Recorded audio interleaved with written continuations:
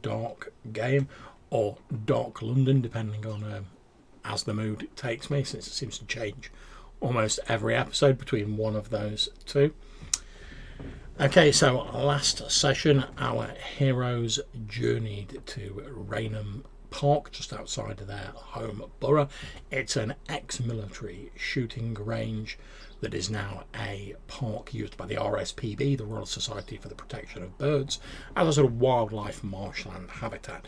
And the reason they travelled there is because their apparently disappeared colleague, MC Supernova, had apparently talked to a Tremere, a clanmate of his, by the name of Blake Lowe, who seems quite enamoured of the idea of ley lines, mystical lines of force that travel through the city, and she believed there to be a particular sort of concentration of energy in this Raynham Park. She spoke about it to MC Supernova, and he seemed quite interested because he wanted to get more involved with the mystical arts that his clan practiced. Seth Morgan had received a cryptic voicemail message from MC Supernova that broke off in a scream and a strange sound.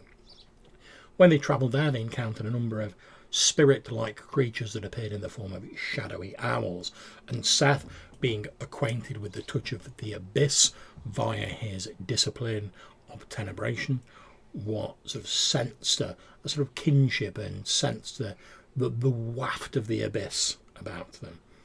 When they eventually located MC Supernova, he appeared to have been somehow possessed by these creatures.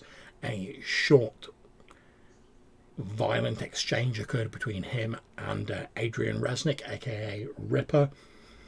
Adrian triumphed, and then seemingly the spirit leaving the body of MC Supernova, and his vampiric form collapsed into a pool of swiftly dissolving black goo, at which point our two vampires made themselves scarce and travelled back to Barking and Dagenham, with Adrian pausing to send a text to Blake Lowe, warning her not to go to Raynham Park. So, over the intervening time, as Adrian had discovered due to his celebrity connections, there was apparently an influential person looking to buy up the Astro Club that had previously belonged to MC Supernova, who is, as far as the mortal authorities are aware, is still a missing person case. Because obviously they didn't know anything about the abyssal tainted madness that occurred. Over the weeks that have passed, this has been solidified in the news media that a now sort of semi-retired sort of rock star has decided to purchase the Astro Club, and it is apparently going to be sort of doing like a bit of a sort of grand opening, I suppose you might call it. And that grand opening is going to be taking place bizarrely on Sunday the 8th of March in the year of our Lord 2015, which is the night on which we begin our session. However, before we get to all of that sort of tomfoolery, we begin the evening with Mr. Seth Morgan rising for the evening in his palatial serial killer concrete basement that he lives in. Now, since the incident with the haunting, you have been blissfully unmolested by spectral goings on. Obviously, you have read in the Barking and Dagenham Herald about the strange confession of the aged Caleb Rees, a person that back in your law enforcement days you had believed was connected with a brutal series of killings and also disappearances, but due to lack of evidence, you could never, and a sort of a clear preference for victims, you could never really pin anything on him. However, apparently, whilst in hospital recovering from injuries sustained during the incident with your spectral visitor, the aged Caleb Rees, who is suffering from progressive dementia and was previously a person residing at the Sunnyside care home, has apparently confessed to not only the crimes he was suspected of, but also a number of crimes which he was never linked to. Okay. Whether whether that's been tormented out of him by the spectre that you witnessed, whether it's just part of his disease, you don't know. Yep. But you will have seen, if you've watched the news or you've listened to the radio, that there's a lot of debate going on about, whether his confession's valid, because obviously of the extent of his illness. There's certainly no question of him having a normal trial, because he's got progressive dementia. He doesn't really know where he is half the time, so he's not really fit to stand trial. And certainly, given your knowledge of the law and legal proceedings from your previous life, you would know there is literally like no chance he's going to be put in like a normal prison. At most, he'd be put in some sort of secure, like, psychiatric facility where he could be looked after. But that's neither here nor there. You wake up for the evening, and you're awoke by... Well, no, in fact, roll me a d10 and tell me what you get on your roll. A fortune roll, is it, John? Indeed, yeah. That's what? No, that's an 8. Yeah, I was way up in the chat. Yeah. Okay. So you're sort of lying in your normal sort of sleeping place, the coolness of your concrete surroundings all around you, when you're vaguely aware of a loud knocking noise emanating from the direction of your apartment door. Your eyelids feel heavy. You can tell, being a vampire, being attuned to the cycles of day or night, you can tell that it is the middle of the day. And oh boy, you're sort of like, you're struggling to even like open your eyes, because obviously daytime, but you can hear this like on the door of your apartment.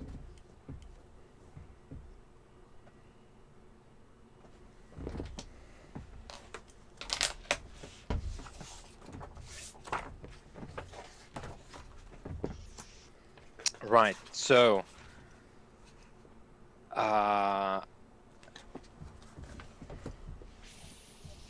all right, so I'm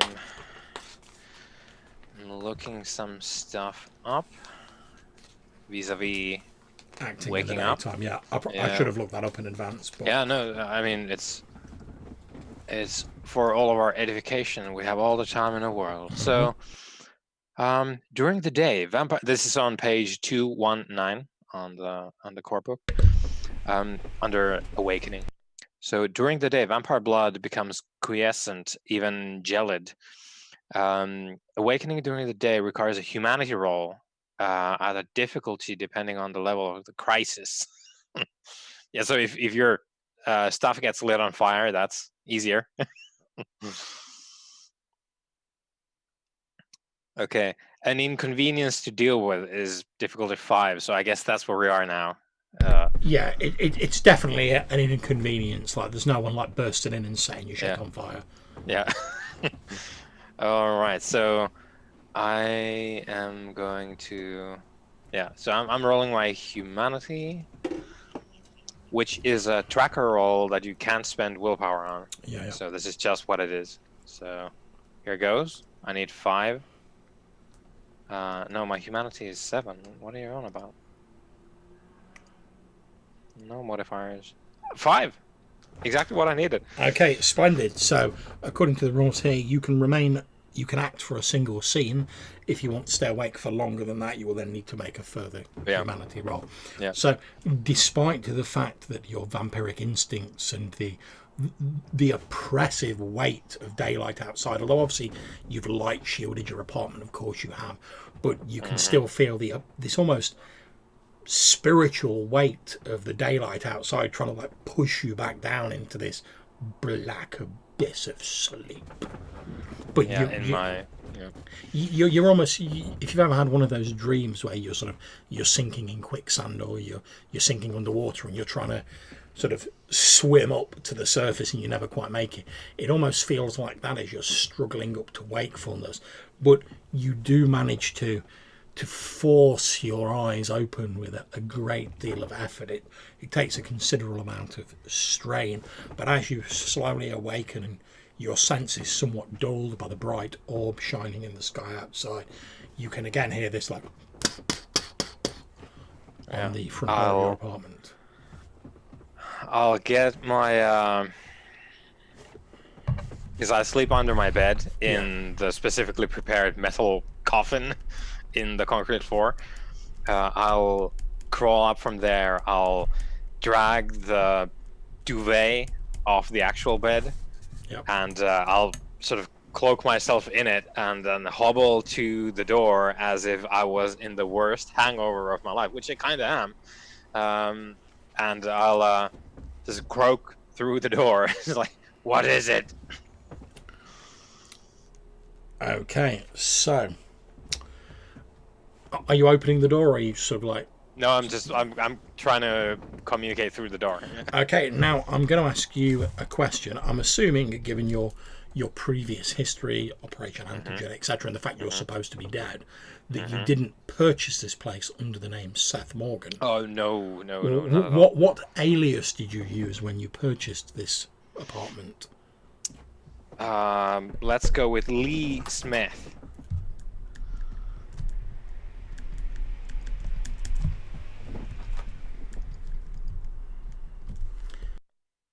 Okay, so you hear again this banging on the door, and then a slightly muffled, due to the door between you, a muffled female voice says, Mr. Smith, Lee Smith, this is the Barking and Dagenham Police Department. We'd like to have a word with you if we could. Yeah, what do you want? We have some rather troubling news that we should give you. It's probably best if we discuss it in person, though. If you just hold on a second and you hear like a bit of sort of like scrabbling around, and then you see like a small sort of like ID card slid under the bottom of the door. yeah, I'll take it. Who is it?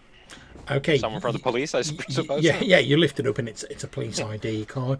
It has like a little picture of a young woman with light brown skin, and it says Maya Kamal, special consultant to the Barking and Dagenham Police Department.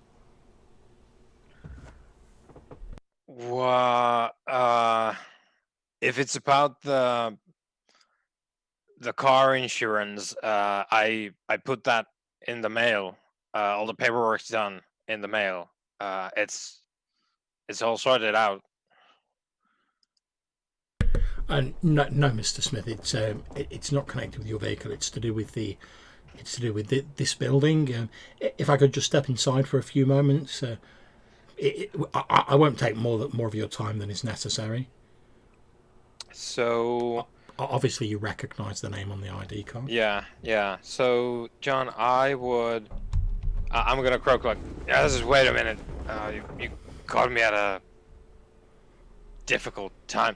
I'll scamper to whatever locker I have to keep all my stuff in, and I'll just improvise. I already look like Death Warmed Over, so probably not like Seth, as Maya might have. As she remembers you, Yeah, because I probably look like a extremely strung out, hangover, like middle-aged man. However, I'm gonna take like some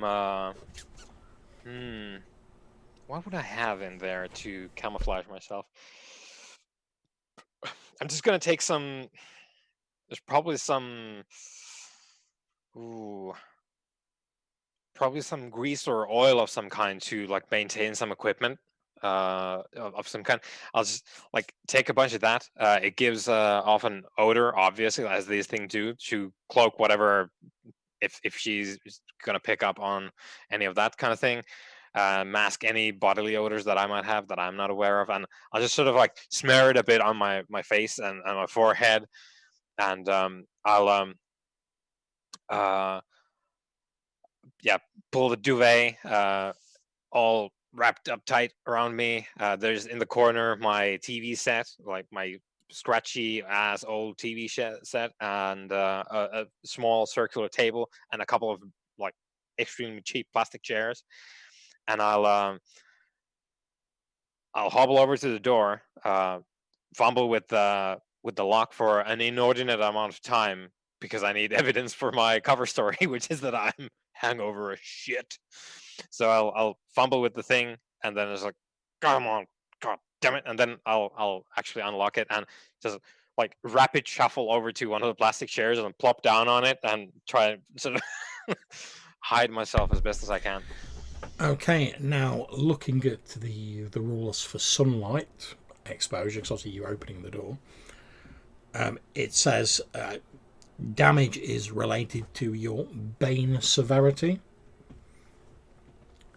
And if you know what your bane severity is. Oh, sorry, I was muted. Yeah, that's 1 for me at the moment. Okay. Given that you've covered yourself, I'm not going to go with like loads of aggravated damage. That's fine. Okay, so you plop back down into the plastic chair. The young woman comes walking in. Obviously, you recognise her, having worked with her previously. She's dressed in sort of formal wear, sharp-looking black suit, like charcoal grey stripes on it. She looks every inch the professional. Her hair's tied back in a neat ponytail.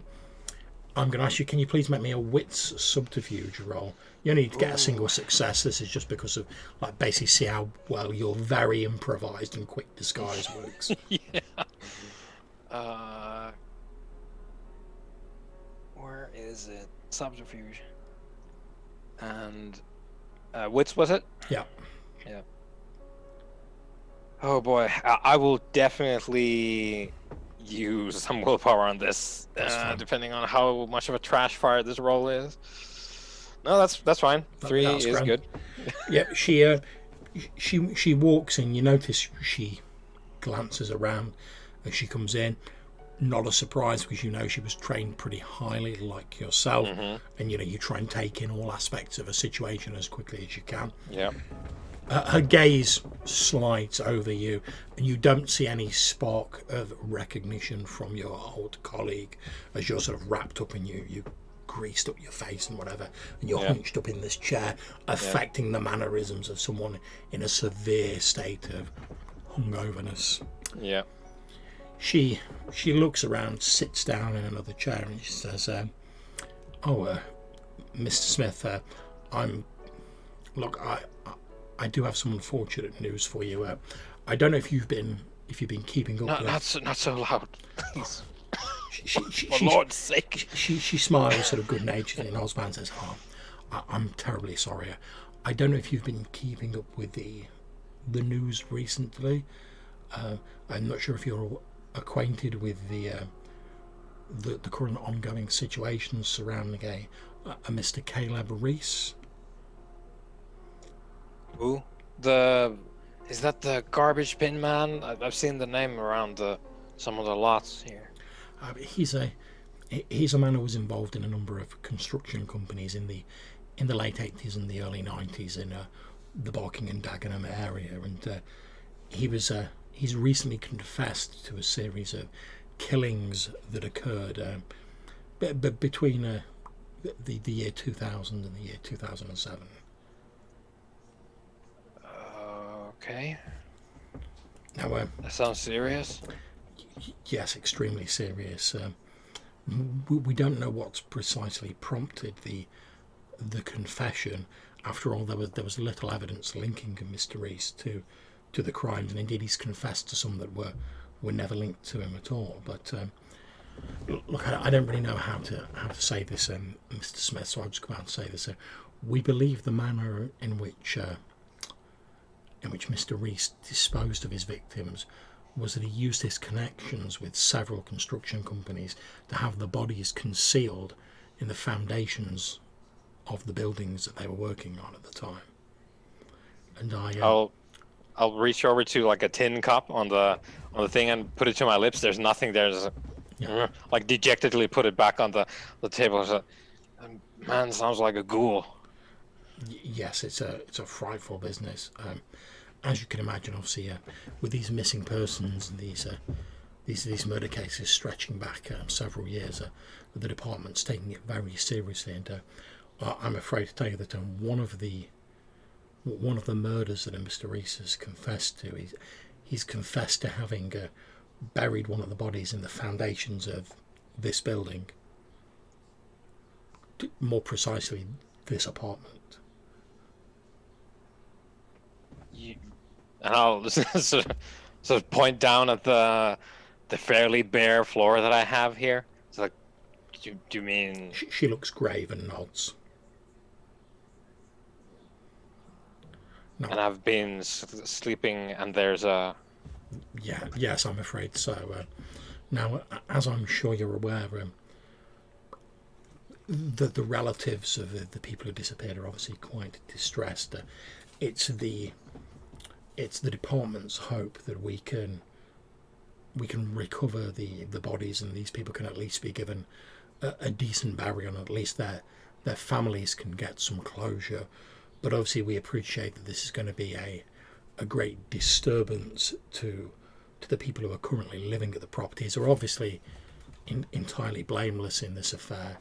So we're sending out people like myself to try and speak to people. The Barking and Dagenham Police Department is prepared to pay for you to reside in a hotel for a number of nights while we investigate the truthfulness of this claim. If it would be more convenient for you if you do not have somewhere else where you would be able to stay, but and again she looks quite apologetic. I'm afraid we will need to bring in jackhammers, hardware, etc. to chisel our way through the floor. You're going to take the place apart, yeah. Well, not the whole place. Simply an area that which shows up how we will, of course, repair the floor fully afterwards, whether we find anything or not. But it would probably be best for at least a week for you to be elsewhere, so that you're not getting in the way of the investigation, etc. And she looks quite apologetic. Of course, as I say, we are prepared to put you up in a hotel to at least in some way compensate you for the inconvenience. Okay. Now, my mama always told me that I'm a good actor, but you might be able to tell, despite my performance here, that I'm slightly under the weather. How soon would the fellas come in with the jackhammers and the lot? Well, we with your permission, we'd give you a few days to get together whatever personal effects you need to make any arrangements. Right. We appreciate that this is an extreme inconvenience to you, and obviously we do appreciate your cooperation. At this point, can I ask you to make me another wits stealth roll, because obviously she's sat here talking to you for a prolonged period of time. Again, you only need a single success. Yeah. Don't look at me. Don't look at me. Subterfuge. That's 3 still. Yeah, so no problems, despite the fact that she's talking to you, and she's like edged a bit closer, not to try and get a better look at you, just because she's trying to sort of reassure you that they're going to do everything they can to you know the drill. She's trying to sort of engage with you and sort of put you at ease. You know how this works. You've done it yourself. But and I suck at it, but I know how it works. Yeah, but you know the theory, even if you're not particularly good at it. She says, she reaches inside her suit jacket, takes out a wallet. She says, would you mind returning my card? Right. And I'll get it for her. She puts the card back in her wallet, and then she does so. She takes out a picture of a young teenaged woman, and you recognise it as the spirit that you saw in your home, albeit in the picture it's obviously been snapped on like a it's been clipped from a larger picture, perhaps of an evening out. She looks happy. She's wearing some like going out gear, and she says, "Yes, this is Eva Hodges. We believe she's the young woman who is." And her words sort of trail off, and she nods in the direction of the concrete floor. Okay. Well, seems like a shame. Very young to have, and I'll like nod my head at the floor. She nods and says, "Yes, it's a terrible shame." And then she takes out just like a business card, basically, turns it over, takes a pen out of an inside pocket, writes a mobile number on the back of it, and hands it over to you and says, "Obviously, we're keen to minimise any disruption to yourself. As I say, if you could make whatever preparations you need within the next 3 days, if there's anything you need or you do require putting up in a hotel, please do not hesitate to call me on the number on the back of that card, and we'll try and make this as easy as we can. Can I take a number for you so that we can contact you when we've finished?" Oh, I don't have one of those. She looks a bit puzzled by that. She's like, no, I'm sorry. I didn't think. And she says, "Forgive me. I didn't think there was anyone who didn't have a mobile phone nowadays."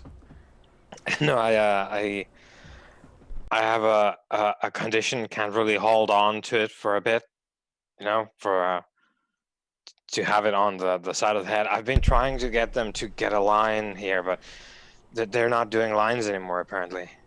No. And yeah, I can see how that might be a little bit difficult. I mean, they can be a little bit bulky and cumbersome sometimes. Although they tell me over the next few years that these mobiles, and she sort of like takes out her own, will be getting smaller and smaller. And then she like tucks it into her inside pocket and then says, "Do you, if you know where you'll be staying? So I apologise if you don't. Would there be a landline or?" Well, I guess I'm going to. Sorry, I don't have a plan to exit the the place ready to go. I plan to crash until the evening and then figure out maybe some food. But I probably going to look into like a bunkhouse. That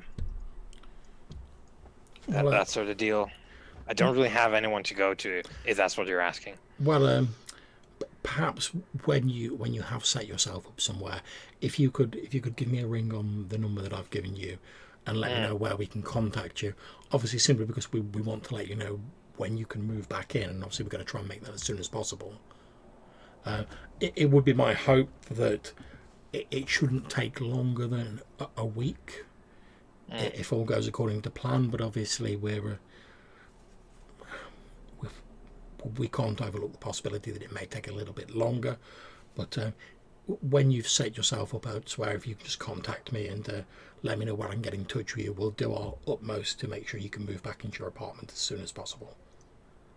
I'll make sure to do that. Sorry if I'm being a bit out of it. I'm really tired here.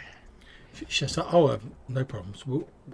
She's sort of like, she peers over the top of like your cup, your mug, which is obviously empty. She doesn't think anything of that. She just assumes you've drank whatever's in it. Says, would you like me to get you a glass of water? No, I'll dehydration can be a very dangerous thing. Yeah, it's no trouble. Yeah, I suppose that's what they say. That's what my doctor told me last time as well.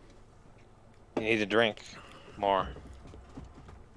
She gives you like a sort of sympathetic look, but obviously having done the same training she has, you can tell she's obviously trying to sort of appraise, like, because you mentioned a doctor's told you. She's obviously like looking you over for like signs of, are you an alcoholic?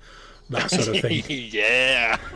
you reckon, although she's not, to a layperson, she just looks concerned and she's not leaning forward. But you're like, I know the drill. You're trying to size me up. So in a way, the fact you've got the same training as her is a benefit, 'cause you know what she's looking for, so you can play up to it. That's why part of the reason why you disguise things so easy. Yeah. But she reaches out and like puts her hand on the outside of the cup and says, "Oh, really? It's no trouble." Okay. Okay.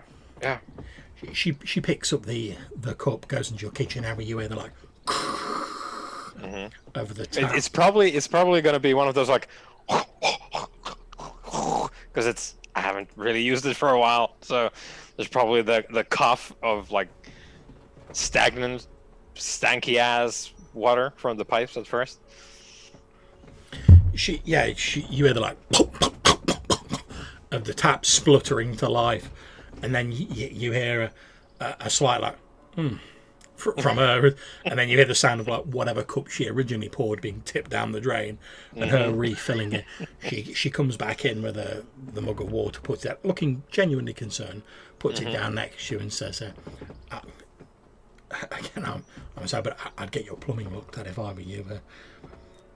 And I'll be looking into the cup and be like, oh, this isn't nearly as brown as it usually is.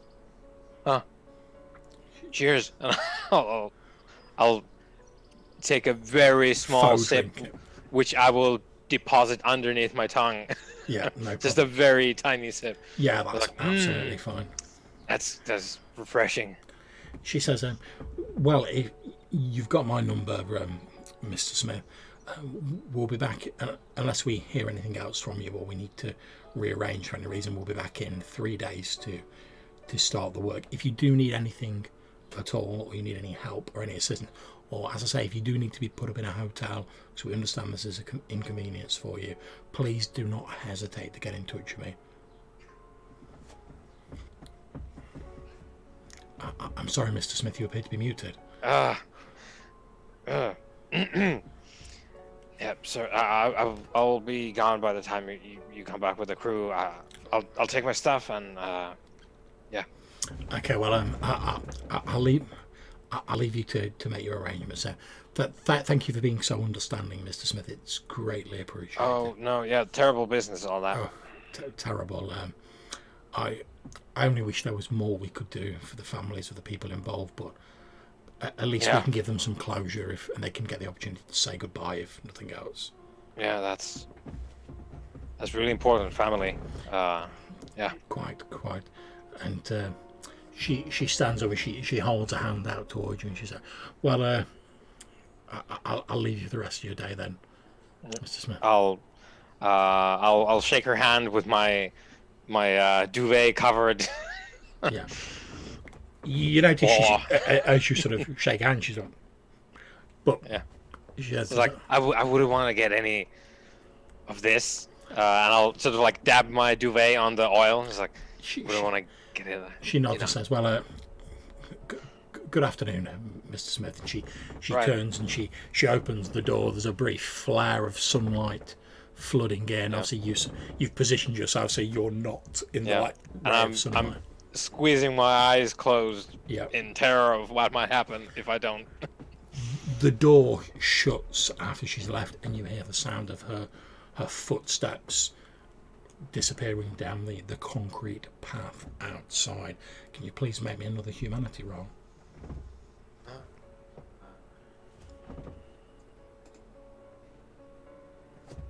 No, that would be a no. Okay, so obviously you're not in any danger because your apartment's blacked out, but basically because you failed that roll, rather than sort of being like, oh, I'm just going to crawl back into my steel coffin and sleep the day away, you've literally you've managed to hold it together for the length of time it's took her to leave your apartment. But as soon as she's gone and the pressure's off, you're like... Yeah, so collapsing my duvet grease pile by the door. Yeah. Okay, so we fast forward now to the evening. Can you both make me a rouse check?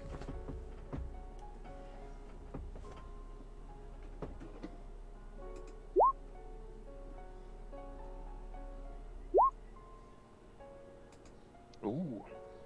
Adrian gets hungry. Obviously, if you fail, your hunger goes up by 1.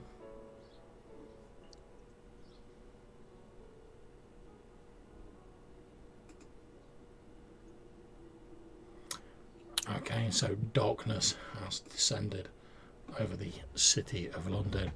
Seth, you wake up and you're still sort of in the chair, wrapped up in the duvet with like grease on your face. You've literally sort of like, as soon as she went, and you were like, oh, thank God she shut the door. So you sort of wake up pretty much in the same position, like the cup of water's like still held in your hand, and your face is like leaning against the cold metal of the cup. Yeah. And I'll immediately put like a cleaning agent into the water and start washing my face and hands of the That's fine. the whatever grease I put on, and yeah, get everything cleaned up. My whole thing for the beginning of the night is gonna be filling in the metal coffin that I used to sleep. Well, no, because they said they would be back in 3 days. But I'm gonna as like an off-screen thing, I'll be buying stuff that I could then, when I leave, because I can't really fill in the metal coffin with anything like concrete or anything, because don't have the time, don't have the equipment. So I'll buy knickknacks and like random tools so that I can fill it with something presumably innocuous when they eventually find it, because they will when they come over here with their jackhammers and shit. So like trying to make it look more like this is where he keeps his good shit, aside, Yeah. instead of like this is where the corpse lies. Yeah, so you're going to make it more look. You're going to make it try and so they maybe think, oh, he's a bit of a survival nut or whatever, rather than like he's an undead creature of the night. Yeah. There's going to be like a brand new hand axe in there, a couple of knives, like a length of rope, some like those. Don't know the terminology for them, but basically shit to help you set up a fire in the woods, like on the quick. Like this is pre-made pellets and shit. Yeah. So like shit like that, and maybe like a camo hat or two, some like heavy-duty gloves, and like binoculars, and a book on birds as well. So yeah, that's all stuff that I'm going to be gathering over the next 3 days to fill it to the brim. That's absolutely fine. That's not a problem. Like I said, that can happen off camera. Yep. Okay, so you woke up for the evening. Meanwhile, Adrian, you've woke up for the evening as well. Obviously, you're starting to feel the pangs of hunger gnawing away at you. What level is your hunger on at the moment? Just at 2. So you know you could eat, but you're not like ravenously hungry. Like I'm going to tear someone's throat out as soon as I look at them. Well, and I will apologise in advance for the noise, guys, but I'm going to have to put my fan on here because it's ridiculous. No, I mean, I would rather you not die. Yeah. So apologies to anyone who's listening for the noise or if it makes me sound a bit weepy, but that's because I've turned my fan on. Yep. Because we're currently having like a massive heat wave here in the UK. Okay, so Adrian, you've woken up for the morning. Evening, sorry. Don't know why I said morning. Yeah. Well, it'll be morning soon. It's always morning somewhere. Yeah, it's technically true. Is today the day the Astro Club reopens? It is indeed, yeah. Okay. I send Morgan a text, like, asking if he wants to go to that, and then I'm like, I don't like being like even a little bit hungry. Makes me feel like I could lose control at any moment, even at like. So I'm gonna like. I think I have 1 point of hurt, so I'm gonna like go to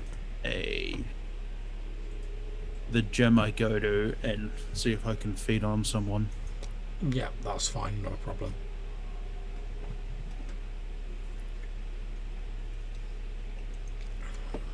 Okay, so as you're heading to the gym to get your feed on. You've sent Seth the text. You're waiting for a reply. As you're sort of heading to the gym, you pass by the neighbourhood where the Astro Club is, and you can actually see a number of flyers, fairly new, judging by the condition of them, sort of pinned up on the wall. And as you sort of peer at them, they're those tiny little sort of A5 star flyers done in a lurid colour. As you peer at them, it says grand reopening Enigma, Sunday the 8th of March. Oh, it's called the Enigma now. And it's like I say, it's one of those things that's been printed on like fluorescent orange paper with like a ridiculous sort of sprawling font. Have they redecorated it? Well, obviously you're not actually next to the club, you're just sort of in the area. Do you want to go and have a look at the club? I'd probably say no. Like, Adrian's not that curious. However, that is something like in the back of his mind, because if they redecorated it, it's just like, oh man, MC Supernova would have hated that so much. One thing you do notice is the word Enigma is in one of those sort of old school styly, sort of fanciful, like big Gothic fonts.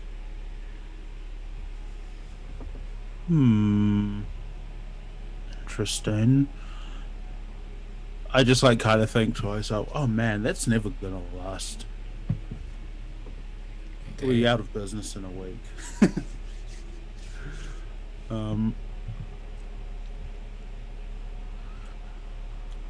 Okay, so what does the text that you've sent to Seth say?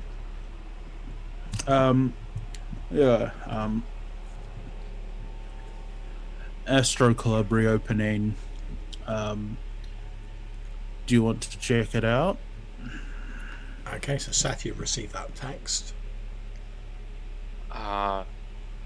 Sounds good. Meet up in a moment buying bird stuff. Bird stuff. I think that bird stuff is a code that we probably agreed on, but I can't remember what it was. So It was I like, just said, God damn it, what was that one? So I send the text like, yes, get the bird stuff. I have to get a drink before meeting up anyway to pretend that I know what it is. Yeah. Like, cool, because I was gonna go out for a drink anyway, so yay, bird stuff. Okay, as you're sort of like walking through the district, you know, you're texting away. You can have snagged one of these flyers if you wish. You don't have to. As you're walking, yeah, I'll have one. Yeah, there's loads of them. You just like grab one off the wall and stuff in your pocket. As you're wandering through the same sort of like block that's got the club formerly known as the Astro Club in it, you see a figure wearing a hoodie with a hood pulled up, and he's walking towards you. You're not sure, it might be the same guy who tried to sell you drugs before, but he's sort of like, he's like staggering and sort of weaving about, sort of like almost though he's like drunk, as he's sort of like swobbling about and swaying towards you down the street. Okay, I kind of like, tense up slightly. Maybe this like undead life has made me paranoid, but I kind of like don't want to look too suspicious, so I like kind of, I continue walking. If he bumps into me, I'm gonna kind of like be prepared for it and kind of knock him over. Okay, he Not doesn't in like an overly aggressive way. he doesn't bump into you, he almost collapses into you, and like he literally like collapses as he gets to you, and as he sort of falls down, he like grabs hold of your jumper or your shirt to try and like hold himself up, and you can see he's not just like fallen over, his legs appear to have given out underneath him. And you as he sort of like looks up, as he sort of grabs hold of you, his hood falls back a little bit, and you can see this pale, frightened looking young face staring up at you from within the folds of this dark hoodie. Like, pale? Does he look like he might be like, like sick or He could be sick. He looks a lot paler than you would expect a normal person to look. And or perhaps looking at his facial features, he seems to be like Latino. So he certainly looks a lot paler than you'd expect him to look. But the main thing that strikes you is the expression on his face. He looks absolutely terrified. what happened to you? He croaks out in a frightened voice. He's like, you've got to help me, please. All right. What happened? I was just trying to sell, trying to make a sale, by the old club. By the what? By the old club. Okay, and then what happened? Then this, and he breaks off into like a string of not English. Which do you speak any other languages? Nope. So you don't understand what he said. Maybe it's Spanish, maybe it's Mexican. How you don't know, but it breaks off into a string of non-English babbling, before eventually returning to English. And he's like, and then this man, this man came out, and his eyes go wide and sort of staring. There's a hint of madness tugging at the corner of his eyes. Yeah, and then? And then I don't know. He must have drugged me or done something to me. Did he bite you? I don't know. I don't remember. When did this happen? He looks confused, as though he's struggling to remember.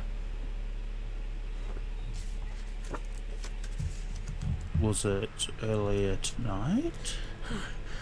He nods and again says something in this foreign language that you don't understand.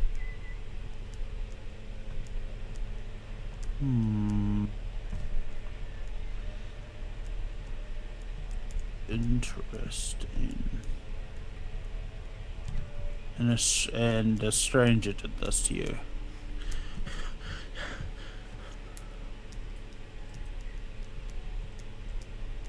Like, you didn't know this guy before? No, I never seen him before.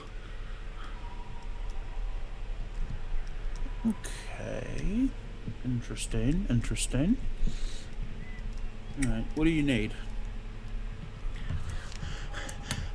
I don't know.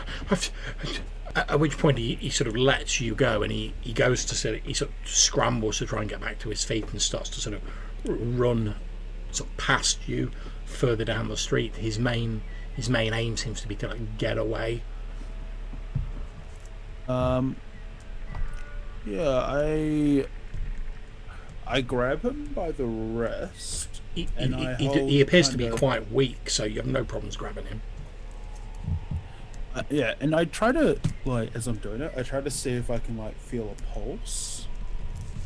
Okay, so if you're going to be trying to feel a pulse on this fellow, can you please make me some sort of medicine roll? I'm open to a bit of sort of leeway when it comes to what attribute you want to use, although it'll probably be a mental attribute of some kind. Perhaps wits, maybe intelligence. Yeah, this isn't my best. Oh, okay. Oh. It's 2 successes. Okay, so you can feel a pulse as you're sort of holding his wrist, but it's quite weak and quite irregular. Alright.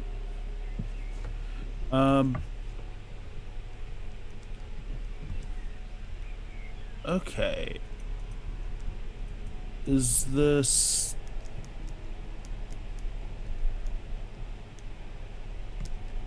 Based on what I know about Kindred, do I think that this guy maybe has just lost some blood as opposed to have been turned?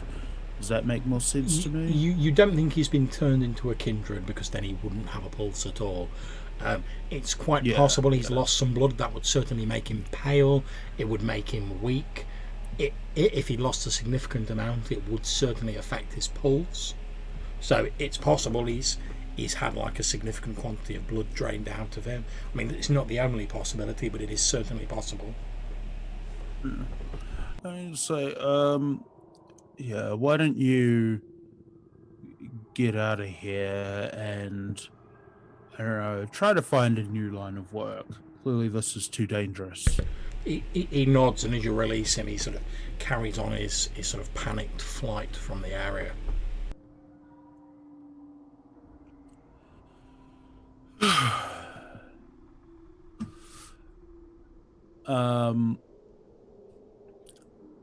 I send Seth like a string of emojis that like... I will also tell you that since you were close up to this guy, you would have been able to see that he had the green dragon tattoo on his neck. Oh yeah. Yeah, I send Seth like a string of emojis, and some of them kind of indicate like, yeah, to indicate that there might be a kindred at the new club.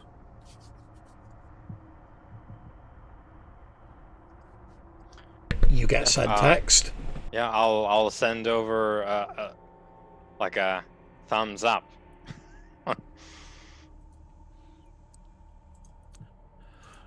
I respond with another thumbs up, and then I continue to go get some food. Yeah, not a problem. You head to the gym. You feed.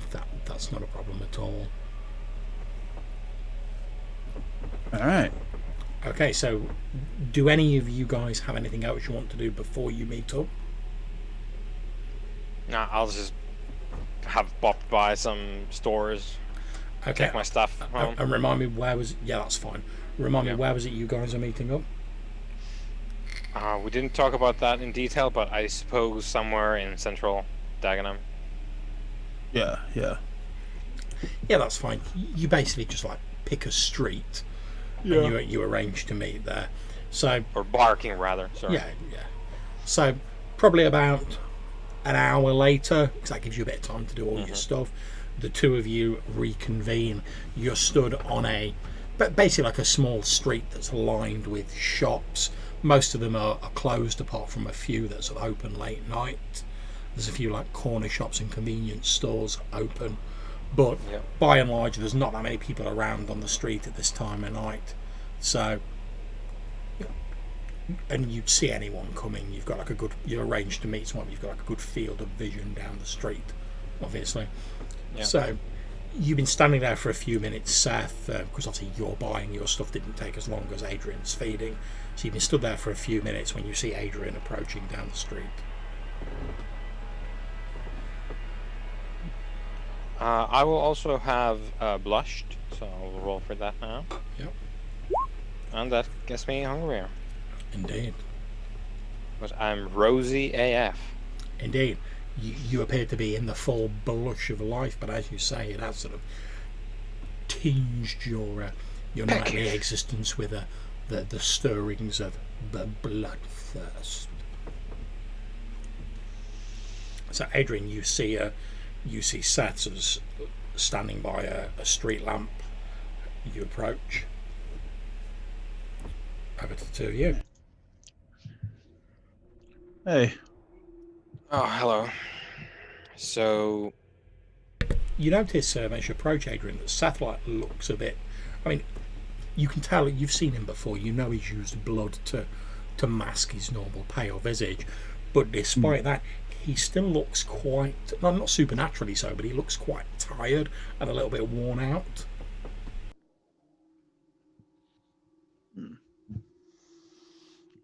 So, do we know our new friend? Oh, but they fed on a local dealer. Okay. Probably took too much as well. That seems interesting. We've been trying to look into the drug trade anyway. Might be interesting to chase down whatever leads we might find there.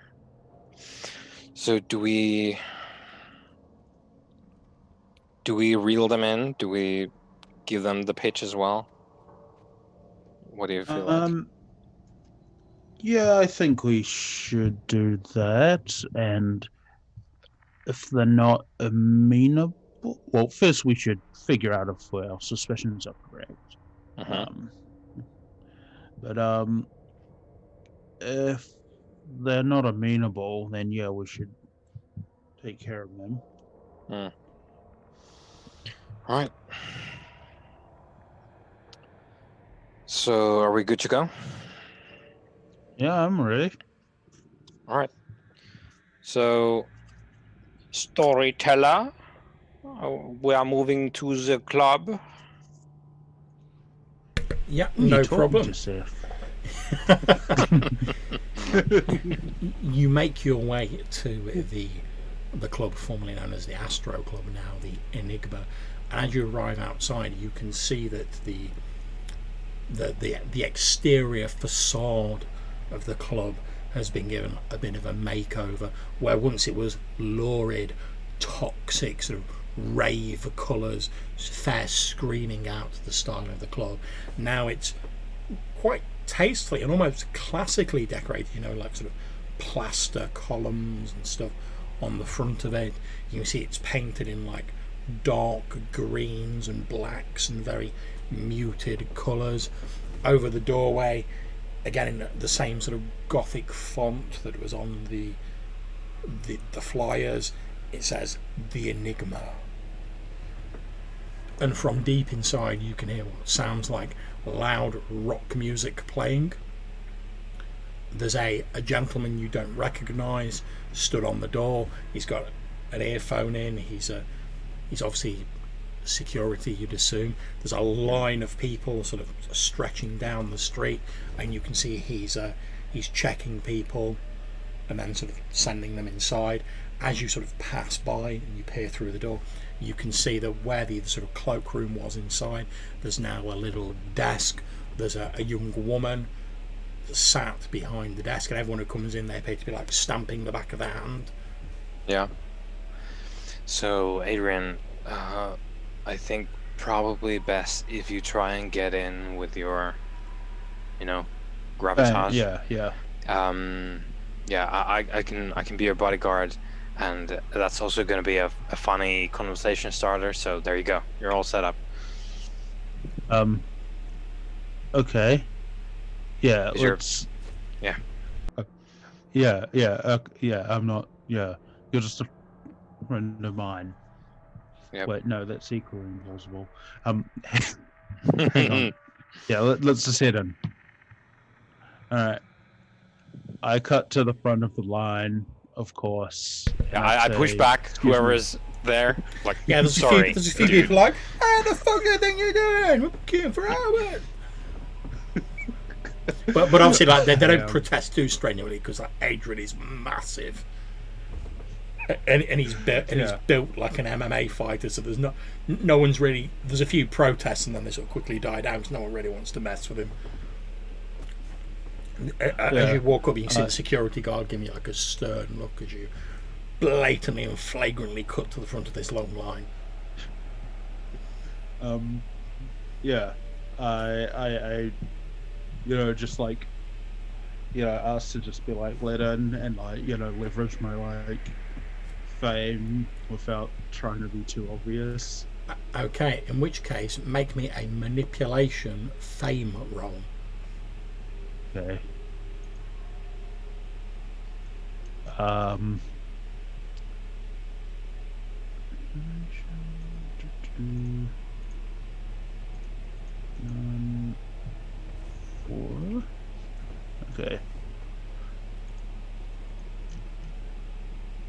that's a 3. Okay, so as you walk up, the security guy looks quite stern, and then as you get near, he suddenly goes, "Fucking hell!" He's like, "It's the Ripper, isn't it?" He's like, "Oh, I saw your fight against the South End Smasher." He's like, "Oh, it was amazing." Oh, yeah. He's like, "Oh, it was amazing the way you like threw him out of the ring and then you did that thing on him, like whatever it is." He's like, "Oh, never seen anything like it." And he's like, "Yeah. Go straight in, mate." And he sort of like gestures for you to go in. Then as you go sort of like walk past him, you see him sort of start to put his hand up to obviously block Seth from going in. To basically, he's not with you, me. mate. He's like, "Oh, well, go on then. I suppose this one's gone. In you go." A couple of people again are like, "Oh, what's going on here?" And he's like, "Oh, nothing you need to worry about. Calm yourselves. You'll get your chance." Yeah. If that didn't work, I was just going to stand in front of the line and make him like forget, so he just thinks it was the first night. But yeah, no problems. Thanks to your fame, you are allowed into the club. As you head in, there's a young woman dressed in sort of like fairly typical sort of like rocker gear, sat behind a desk. You can see opposite her there's a small cloakroom. She's got like a little ink pad of red ink, and then there's a little stamp which you can see it's lying on its side. It's got a letter E on it. And she says, "Oh, if you don't mind, I've just got to stamp the back of your hand, so if you want to go out, you can get back in again." And she like presses the stamp into the ink and sort of holds it up, waiting for you to like obviously put your hand out. Sure. Yep, she quickly like just stamps, and it's like a little circle with a letter E in the middle. She's like, "Oh, there you go, and you as well, sir." She says, looking at Seth, and sort of holds the stamp up. Yeah. On the back of your hand, and she's like, "Oh, just to the door down there, to the to the main room. Enjoy your stay at the Enigma." You can tell she doesn't appear like she's been doing this job particularly long, but she seems friendly enough. As you're sort of heading down the corridor towards this door, which again, like I say, it's got mock facades of like sort of classical columns and like an arch over it, but it's obviously all like cheap plasterboard that's been painted. As you head towards it, you can hear from beyond the door like the sort of like of like heavy like pounding rock music just beyond the thick door, and you can see through like a couple of little cracks in the door like various sort of like lights flashing. Alright, let's go in. Yep. You push the door open, this wall of sound, this blaring rock music greets you. You can see it's basically a huge sort of dance floor. There's like a raised booth for a DJ. You see there's a guy there with sort of like those big headphones on, one on his ear, one perched on top of his head, and he's playing the various rock tunes that are sort of blasting out of a number of speakers around. As you walk in, 'cause obviously certainly you, Seth, being like fairly paranoid, I think it's not uncharitable to say, as you walk in, you see there's like security cameras dotted around. You can see that around the edge of the rooms surrounding the dance floor are a number of tables, and there is a bar. The bar is still in the same place, although it has been a bit redecorated a bit. There's a guy you don't recognise, presumably a member of the new staff, stood behind the bar. There's a few people sat at the bar on stools getting their drink on. There's a few people sat around chatting. You can't really hear what they're saying on the various tables because of this loud thumping rock music that's blaring out. It seems to be quite dark inside here, aside from like the odds of the spotlights flashing around. There's a lot of people on the dance floor. It's very hot, very humid and sweaty inside this room. There's numerous people like headbanging to this loud rock music. There's people with like chains hanging down from their trousers, numerous piercings on display. The typical what you'd expect to find in a rock club. Okay. I look around for like, is there like a VIP section? Okay, make me a wits investigation roll. Oh boy. I have one of those things.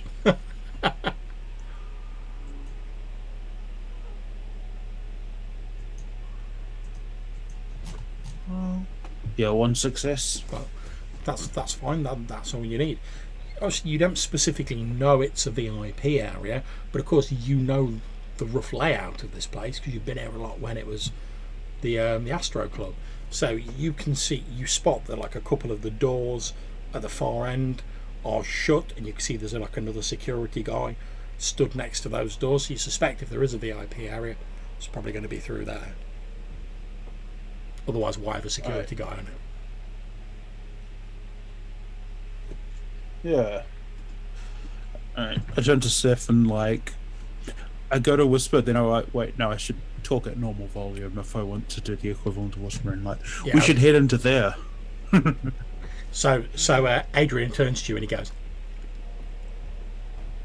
Yeah, I'll nod at him, give him the thumbs up, give him the horns up, shrug. yeah. Okay, you head towards this like double door at the far end, and as you get closer, you can actually see that you recognise the security guy who stood on those doors. It's actually Wade Barrett, who was MC Supernova's chief of security. He stood there with like his black puffer jacket on, his earpiece in, shaved head. He stood there with like his arms folded, just sort of like having a little bit of a look around, make sure no one's caused any trouble. As you're approaching, occasionally you see him do this and go, but you can't hear what he's saying due to the loud music. As you sort of get closer and he finishes talking to someone on his security radio, he looks up and you see his eyes widen. Obviously he recognises the two of you, and sort of shouting a little bit to make himself heard over the music.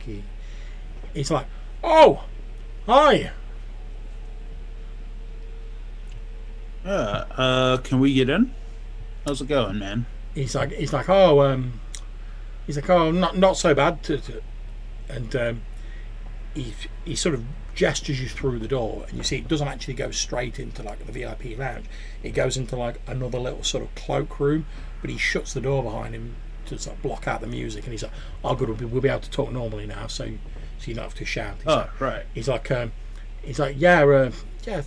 aren't going too bad. I was a little bit worried when Supernova disappeared. I wasn't sure if I'd still have a job or whatever, but the new owners took on most of the same security staff, so yeah, they were happy to take me on. I had to reapply for my job, but it seems to be going all right. I mean, hopefully if this place takes off, I'll at least still have a job. I'll be able to pay my bills. How are things with you? But by the way, have you seen Supernova? Because he just didn't show up for work one day, and then obviously our wages stopped getting paid, and no one knew what was going on. Yeah. I wouldn't hold your breath waiting for him to get back. It's probably moved on. Career change. Oh right. He says, "Well, it'd have been nice for the bloody let us know at least a little bit, rather than just upping sticks and disappearing." Yeah, the artsy types. He's like, yeah. Trust me. He's like, I've been working in the security business for years. Trust me, I know. He's like, well, I suppose things didn't turn out too badly. He says, the new owners kept me on, so I can't really grumble. He says, well, he says, Mr. Baxter might be a bit of a ponce, but he's all right. Oh, we lost Ambrose there. So. He stood there that, yeah, just jamming along. Yeah, I was gonna say, shall we take 5? Yeah, that's fine. Let's have a little break, grab a drink, and whatever. Yeah. And we'll carry on when Ambrose gets back. Yep. So I'll go and grab a drink myself. Yep.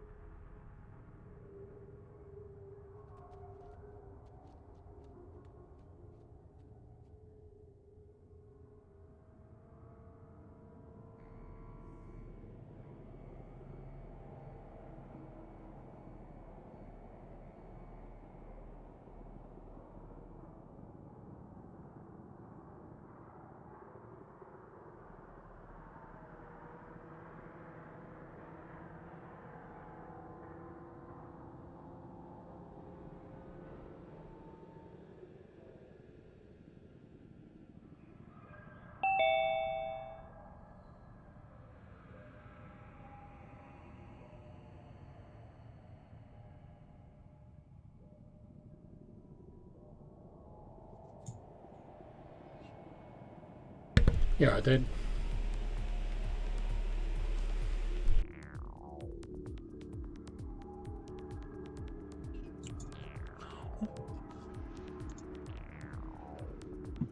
Hey, sorry about that. Zoom cut out for me. Did that for anyone else? To like kind of No. reset. No, it's fine for all of us. You just dropped out of it. But it's fine. We just said, oh, we'll have like a 5-minute break while we wait for you to come back. So, Oh, okay. all good. I might use that. Yeah, go and get yourself a drink. Opportunity. Do what you need to do, man. Yeah. All right.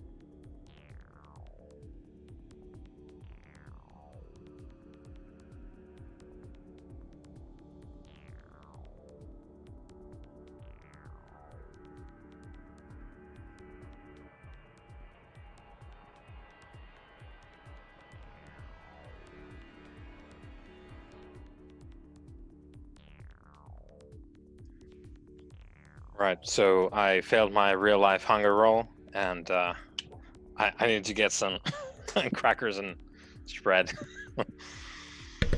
That's fair. We've got Ambrose back. He's just grabbing a drink. Yep.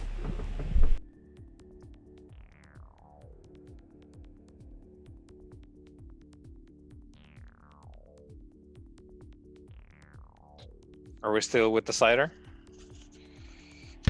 Yeah, I'm drinking some Rosie's Pig Rhubarb Cloudy Cider. The cloudy bit sounded good. Don't know about the rest. Huh. So how strong is the rhubarb? Because rhubarb is quite strong in general. It's pretty strong. It's a bit sourer than like the normal cider I drink, to be honest.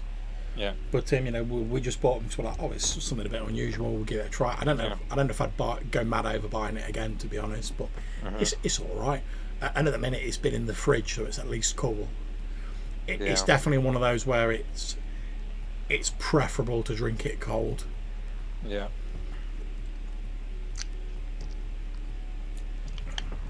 It's more in the lines of your traditional sort of like sour, like sort of like scrumpy style cider. Yeah. Like your old school flat ciders. Yeah, I do like scrumpy. To be fair, I do enjoy most ciders of the sort of apple variety, because pineapple cider ain't cider. No. Well, I would say this. Obviously, it's like apple cider with like rhubarb, then like added into Yeah. it. My only issue is obviously because it's like a scrumpy. Scrumpy's already pretty sour, and then they've put like rhubarb in it, so it's like even more sour. Yeah. But so like, I certainly wouldn't drink more than like one can of it of an evening. 'Cause I'd probably have stomachache, but it's all right. I do have an affection for some of that sort of real cloudy, unfiltered, Yeah. like golden, like dark gold type cloudy cider. That's tasty stuff. I because they did like a beer and cider festival where we live, and I had one there once, and it was like a normal apple cider, but it had been like stored in like barrels that were used for like molasses previously. So although it was like a cloudy sort of probably originally quite sharp cider, it had like absorbed some of the sweetness from like the barrel, and that was really nice. Like, but it was like a really dark sort of cider.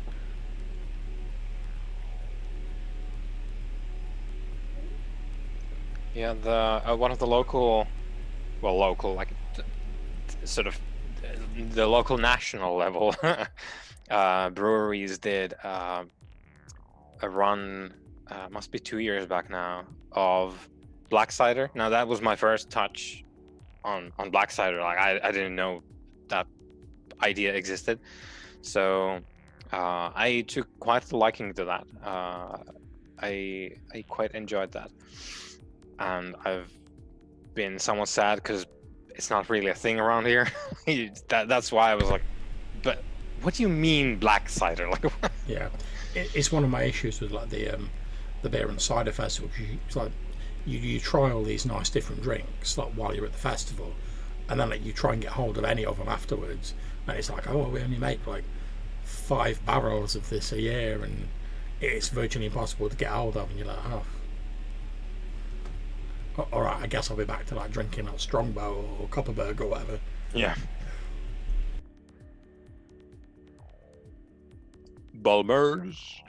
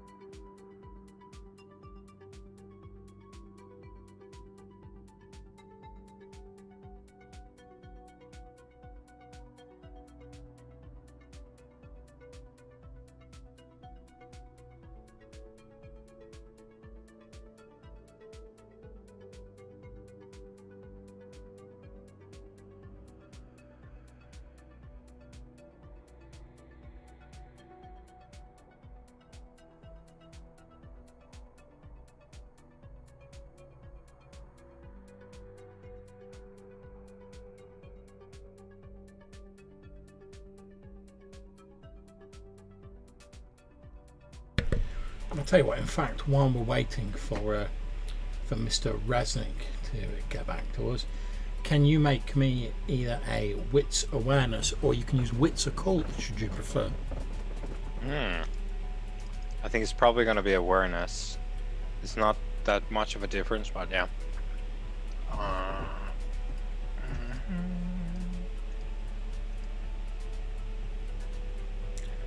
Yeah, 4. Okay, so as you've been sort of wandering through, and obviously as like Adrian's making like with the small talk with the security chief Wade Barrett, you've been sort of glancing around at some of the decor, and a good 90%, maybe 95% of it is your standard sort of rock club style dealio. It's all sort of dark walls, very sort of enclosed, nothing particularly untoward. However, obviously, as I've mentioned, these sort of like the plaster columns, you've noticed that there seems to be a subtle working in of like classical motifs among it's quite subtle. Like I say, most of it's your standard rock club, but they appear to have worked in like a number of sort of classical motifs. And as you've been sort of wandering through, your attention piqued by this, you've been paying closer attention, and you start to notice there's a subtle working in it. You think that maybe like maybe sort of ancient Egyptian sort of motifs. Like you spot a couple of like sort of wall decorations that might be scarab beetles, but it's quite difficult to see in the flashing lights. So, would this be the kind of thing you'd see at the British Museum? Or are we talking a little bit more esoteric? It's of a similar vein to stuff like that. I mean, obviously it's reproduction. I mean, much as with the classical. One hopes. Yeah, I mean, as with the classical columns, I mean, you can tell it's obviously not ancient stuff. It's like modern reproductions. But yeah, it's obviously been modelled after your sort of classical sort of Egyptian style stuff that you might see in the British Museum or any sort of textbook or quick online search for ancient Egypt. There's a few sort of wall murals, and whilst they don't depict specifically Egyptian themes, the way in which they're painted, with those side-on figures in profile, they're very much in that sort of Egyptian style. Yeah, so it's maybe art about other stuff, but the artist has been told that, like, make it in this style. Yeah, basically, it looks as though like they've tried to sort of reproduce like your classical sort of rock sort of decor, but obviously either the person who did it's been instructed or perhaps had those leanings. They've sort of done it in like a sort of faux Egyptian style.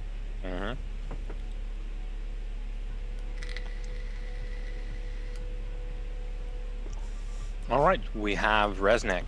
Yeah, so Yeah, sorry about that. no problems. So Wade stood there. He's just been asking you about what's been happening with Supernova, and you've said, oh, what these artistic types are like. I wouldn't plan on him coming back. And he's just saying, oh well, the new owner, Mr. Baxter, he might be a bit of a ponce, but he's taken on most of the staff again. He's brought in some of his own people. Most of the security guys have kept their jobs. He's brought in a few extra people, but I can't complain. I've still got a job. I can still like pay my bills, etc. So he's like, all things considering, could have been worse. Yeah. What do you think of your new boss? It's like, well, like you were saying, how it is with these artistic types. And yeah, I gather he was like big in the. I mean, I'm not really into this sort of music, and he like jerks his thumb back in the direction of the main dance room. He's like, I gather he was like big in the 70s or like the 80s or whatever.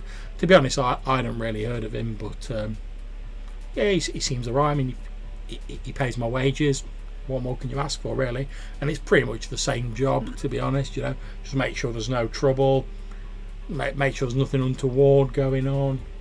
He's like, so I can't grumble, really. Yeah. Do you think it's possible for us to meet him? He's like, oh, he looks a bit uncomfortable. He's like, oh, I don't know about that. He's in the. He jerks some at the door behind him this time. He's in the VIP area, and I was specifically told like not to let anyone in unless he told me to. Although mostly that seems to have been like young women at the minute. You know what I mean? Yeah. Absolutely. Um, hey man, yeah. Well, if it's possible, why don't you look the other way? Um, I mean, I can take the heat if well, I don't want this to like reflect badly on you, you know. Okay. Make me So, a manipulation persuasion roll. Because you have a previous association with Wade, you only need like a single success. Because, like you say, okay. you're also saying as well, like, I'll claim you had nothing to do with it. You're not going to get in trouble for it. Do I have persuasion? Oh gosh darn it. This is the persuasion I need. Yeah, that's fine. He's like, well, look. I tell you what I'll do is like every few minutes I have to do a circuit of the main room, you know, just to check in on my people, make sure nothing's going on. He's like, and he looks down at his watch. He's like, my next patrol is just about coming up. So all I'm going to say is you shouldn't go through there. However, if while I'm moving around the main room you slip in there and I don't know about it, well, there's not a lot I can do about it, is there? But definitely don't go in there. At which point he gives you like a nod and a bit of a wink, and then he's like, oh well, best go check on the main room, and he walks out through the door, leaving you alone in the little wait, before he does, I'm like, oh, thanks for the advice. I'm glad I know to not go in there here for your trouble. And I like, you know, since I'm rich and famous, I give him like a huge wad of cash, especially since Supernova disappeared, and that must have been super inconvenient. He doesn't say anything, but he nods and he like pockets the cash, and then he goes, well, I best be getting on my rounds, and he walks out through the door onto the main dance hall, leaving you alone in this little sort of foyer area that leads into the VIP lounge. Alright, let's go. Okay, you walk into the VIP lounge. It's very plushly decorated. There's like leather sofas, there's like big tables. There is some music going on in here, but it's much more subdued than in the main room, so obviously you can like hear people talk. You can see that most of the people in here appear to be like young, fairly good looking women. You can see there's a couple of security people dotted around the security cameras as well. You can see, however, most of these young women appear to be gathered around an elderly man, probably mid 60s, early 70s. He's wearing like a white leather jacket. He's sitting with his feet up on the table. He's got like leather sort of cowboy boots on. He's got quite a sort of thickly lined face, sort of greying hair tied back in a ponytail. He's taking like a big chug on what appears to be like a large shisha pipe that's set on the table. And as you're sort of walking in the sort of muted sound of the music, you can hear him sort of laughing and joking with these young women. He takes a big drag off this shisha pipe and he's like, well then, and as I was saying to Jagger, and he's like, of course that was all back in the old days of the main studios, and you know, me Bowie and Jagger when we were out on the town. And he's but I told him, I was like, listen, that song, I can't get no satisfaction, that's going to be big, Jagger. That's what I said to him, and he wasn't too keen at first, but I told him, I said, look, you want to release that, get it out on an LP, it's going to be massive, it's going to be greatest. And well, he put it out, and well, the rest is history. And at which point he shouts over for some more drinks, and like a waiter effectively like brings some drinks over, and he's obviously like bought all of these like young women a drink, and they're also like laughing along in that, oh yeah, free drinks. So like humouring him, and he's sat back with his arms like around two of them on this like leather couch. Occasionally he leans forward and like takes a drag on this shisha pipe. You can see he's like he's drinking champagne out of like a champagne flute. There's a couple of empty bottles already on the table, along with what appear to be like bits of foil with like suspicious remnants of white powder lingering on the reflective surfaces. Flour. Yeah, obviously he likes bacon. Yeah. Is this a bakery? It's really weird. One of the young women is like, oh, you really met David Bowie? And he's like, babe. He's like, me and Bowie back in the day, back in London, we were like that. It's like Baxter and Bowie, they used to call it. Of course, that was before I broke on stage with my stage name, but you know, we still kept in touch. And he looks a little bit sad, and he's like, I can't say I liked some of his later stuff, but you know, you got to evolve as an artist, baby. That's just how these things work. You got to be free to express yourself and go what you think's right at the time. And I always admired Bowie for that. And the conversation continues in a similar vein. He's basically like bragging about all these like famous people he's met and all this money he's made like with his music, and these women are pretty much humouring him and like enjoying the free drinks and probably the free drugs if the paraphernalia on the table's anything to go by. And he's like swinging back the champagne and smoking and whatnot. Oh, he's drinking the champagne? Oh yeah, the champagne, as it were? He's chugging back the old Pinot Grigio.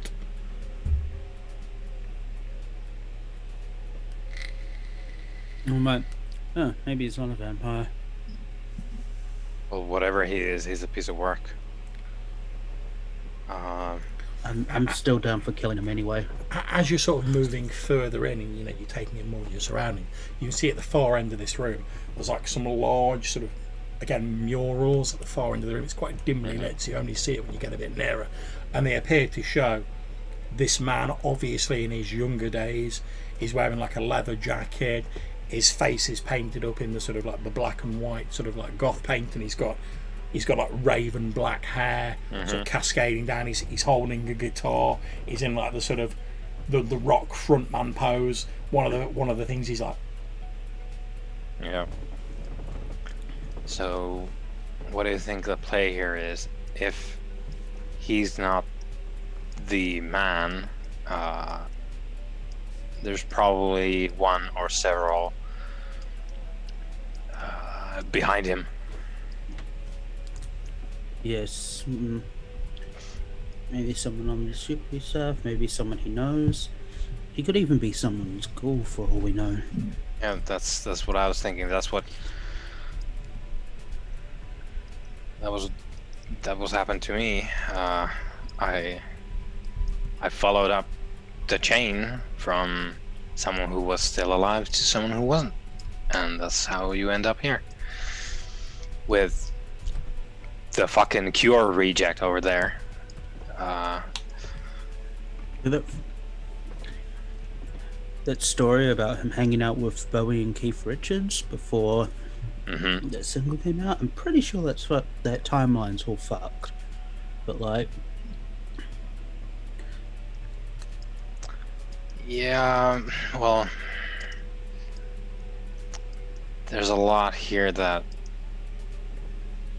is probably influenced by his habit. Yeah, over yonder. You can tell by his sort of like, obviously like slightly prematurely like aged and haggard face. You wouldn't be surprised to find out he's done a lot of drugs back in the day. So he might have been burning the candle with, I don't know, phosphor for some decades now. So. And then add on top whatever nasty he gets from whoever he's, well, I don't know. Well, fuck it, master, right? That's what they are. Hang on. Do you think maybe if he's so drug fucked and old by then, do you think normally someone? Sorry, you cut out for me. I don't know. Yeah, the feed is you're frozen at the minute, and sort of. Oh, there we go. We're back. Oh, we're gone again. Okay, we're back again. Yep. And we're gone again. Yep. Yeah, there's definitely some challenges with the feed this evening. Yeah. Am I really? Yep, there we go. We hear you. Yeah, you keep coming back for a minute and then freezing. Okay. Yeah, you're here now. Good. Okay. Do you think maybe if he did a lot of drugs and he's this old, he might normally not be too fucking, I don't know, degraded to even to party this hard, and maybe he needs that sweet ghoul blood to keep going? I don't really know how all that works. I've got... Well, I know how some of it works. I don't know how this works. But I do know that the red juice keeps you going. I suppose even with whatever else you add on top. The condiments on top of your fucking ketchup.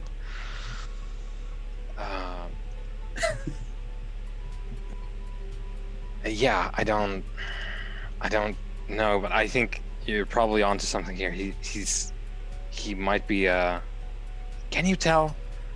I think maybe, like, it's a theory that I never really got down to the truth of. Can you tell if someone's,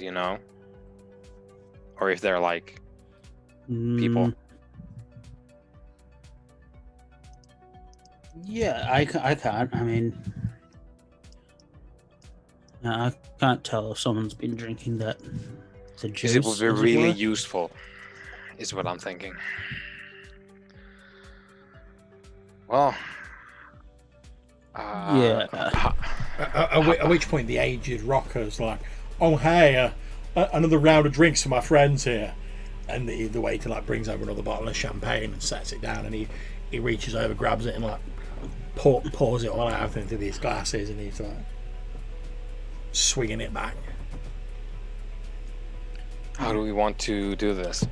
He's probably not going to put up too much of a resistance either way, like whether it's talking or not.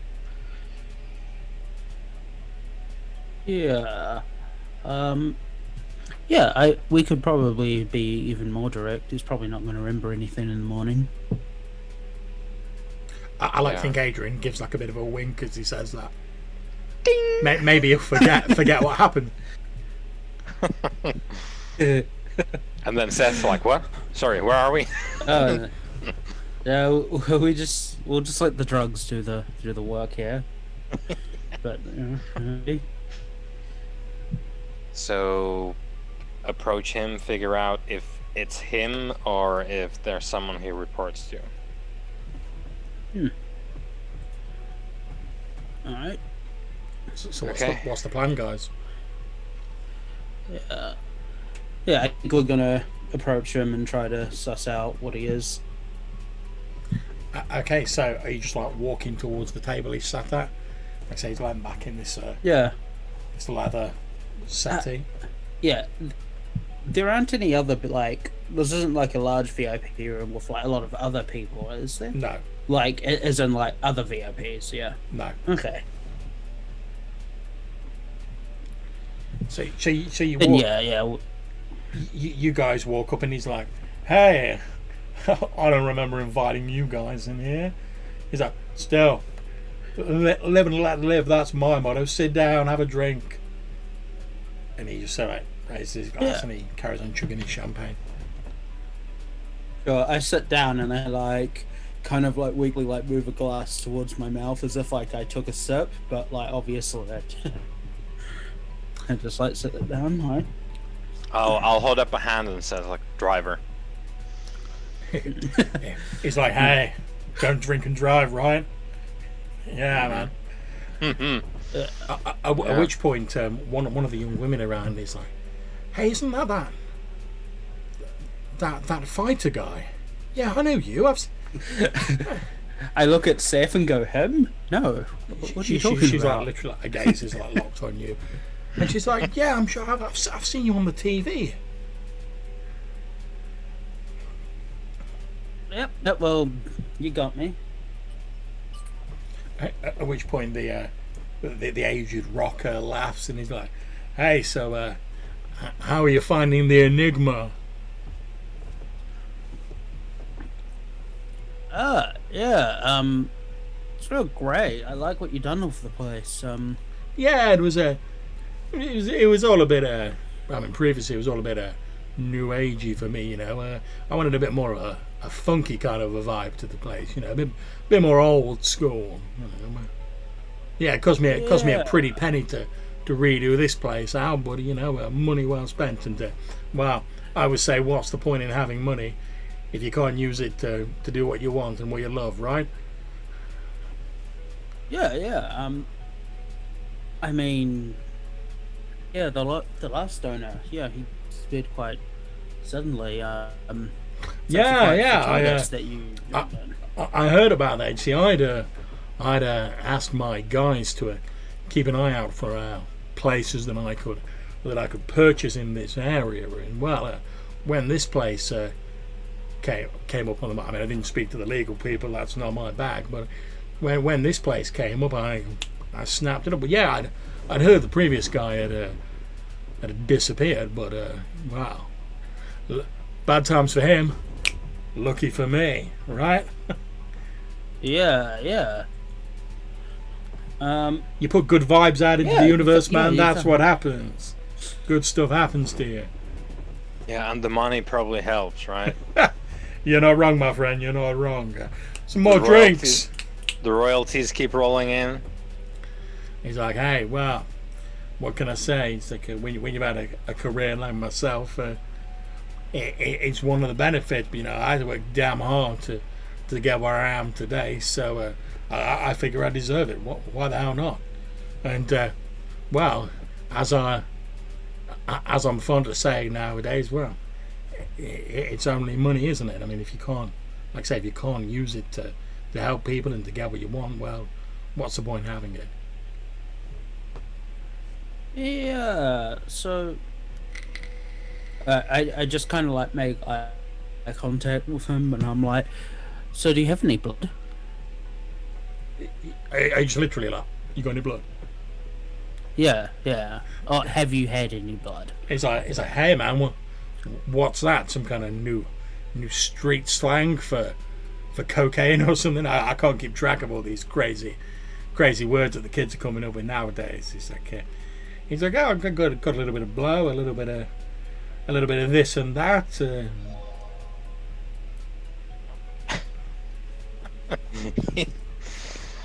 Oh boy, we are cursed tonight. Indeed. With internet problems. Yeah, his vibes were too smooth, too mellow. That's it. He's putting out the good vibes. Yeah, visualize your goals. Yeah. Manifest That's prosperity, and you shall have it. Put good energy out into the universe, man. Yeah. That's what you gotta Here we do. go. Yeah.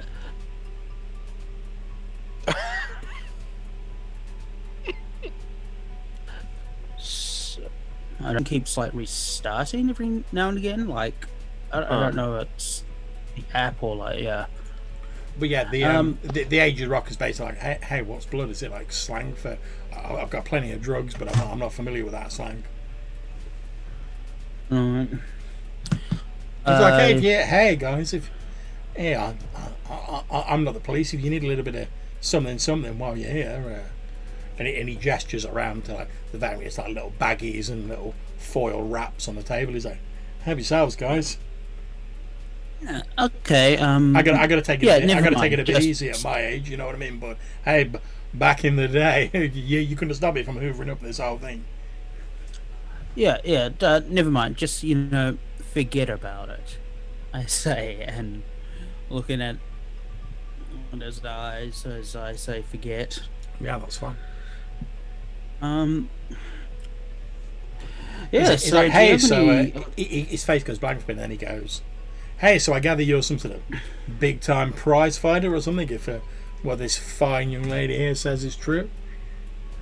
Yeah, something like that. Something like that. He says, hey, forgive me for asking, but what's a guy like you make in the old fight game?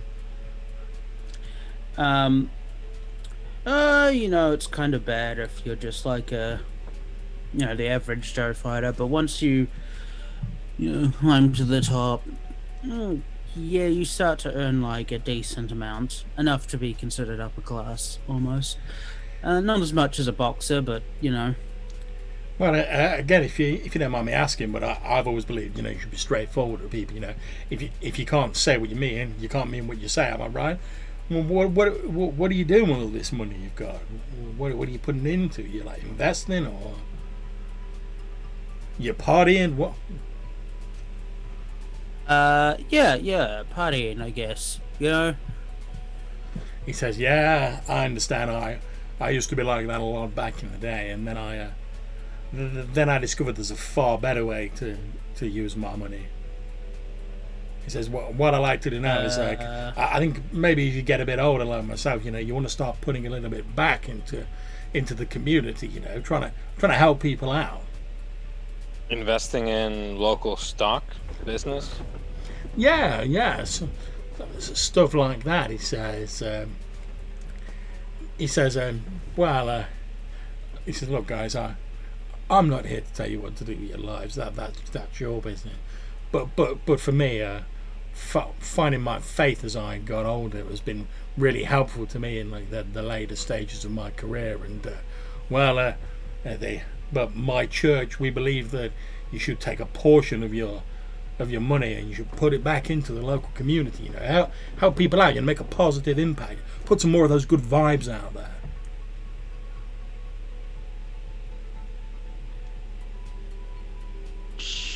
Your church?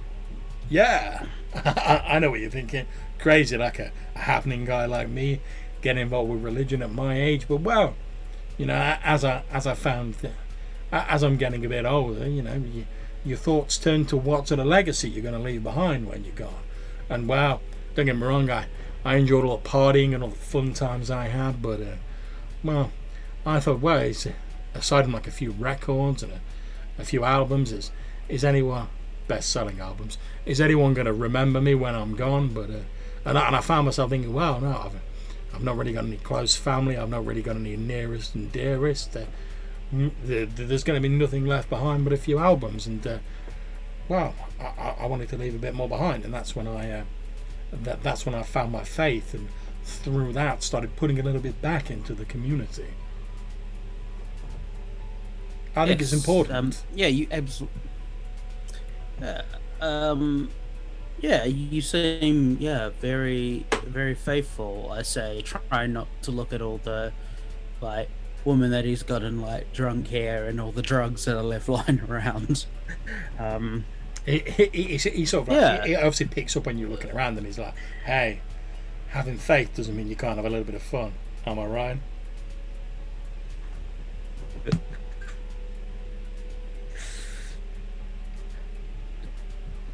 Yeah.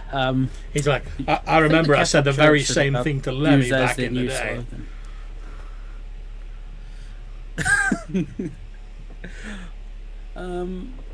Okay. I've kind of a strange question, but oh, I guess I have like a fairly normal question. Hey, then, sure, go ahead. I've got no secrets.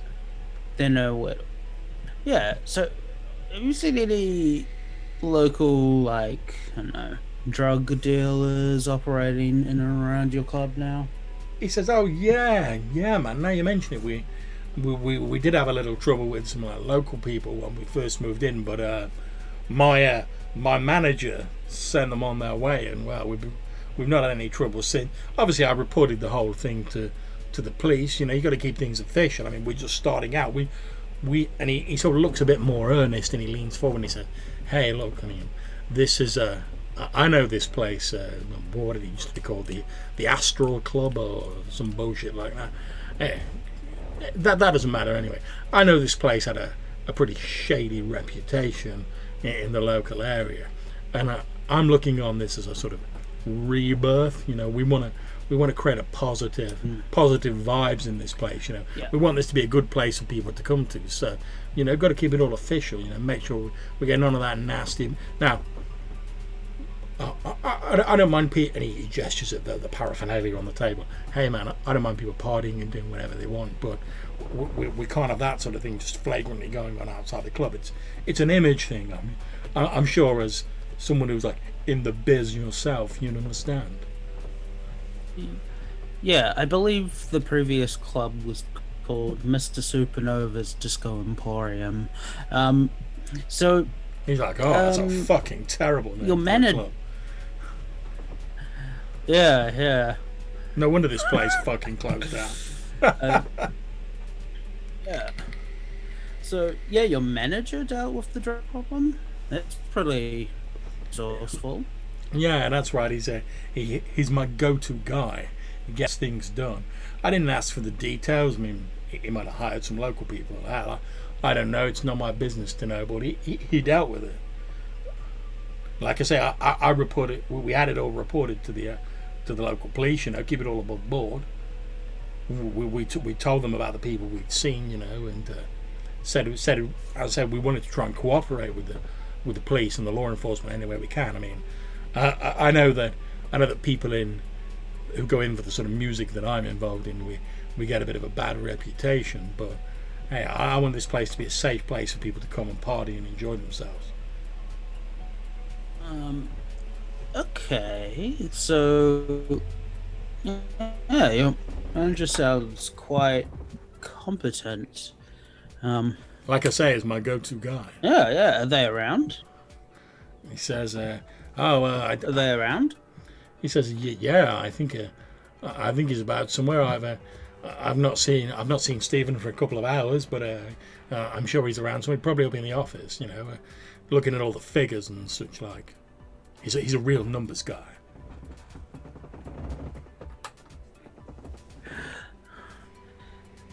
Yeah. Okay.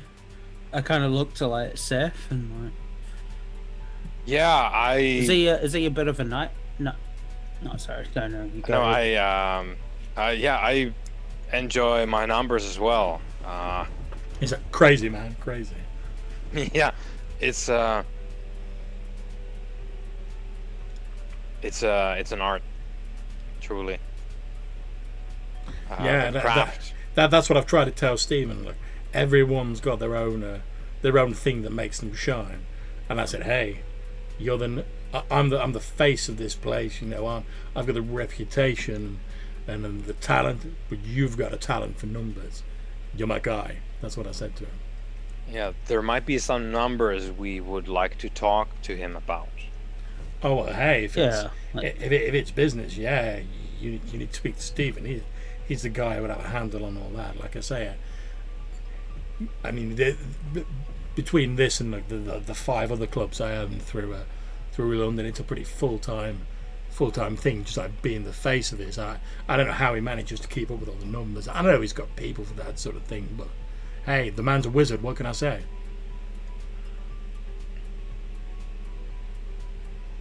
Interesting. Yeah. Hey, what sort of business is it you guys want to speak to? Yeah, it's nice chatting with you. Oh, No, that's why I'm asking, man. Damn it. You didn't buy it. A little bit of this, a little bit of that. There's some performing arts, there's some insurance. We're trying to keep a broad portfolio to safeguard our interests. Yeah, we need help on divesting and to prevent deflation. Business. Yeah, right, man, right.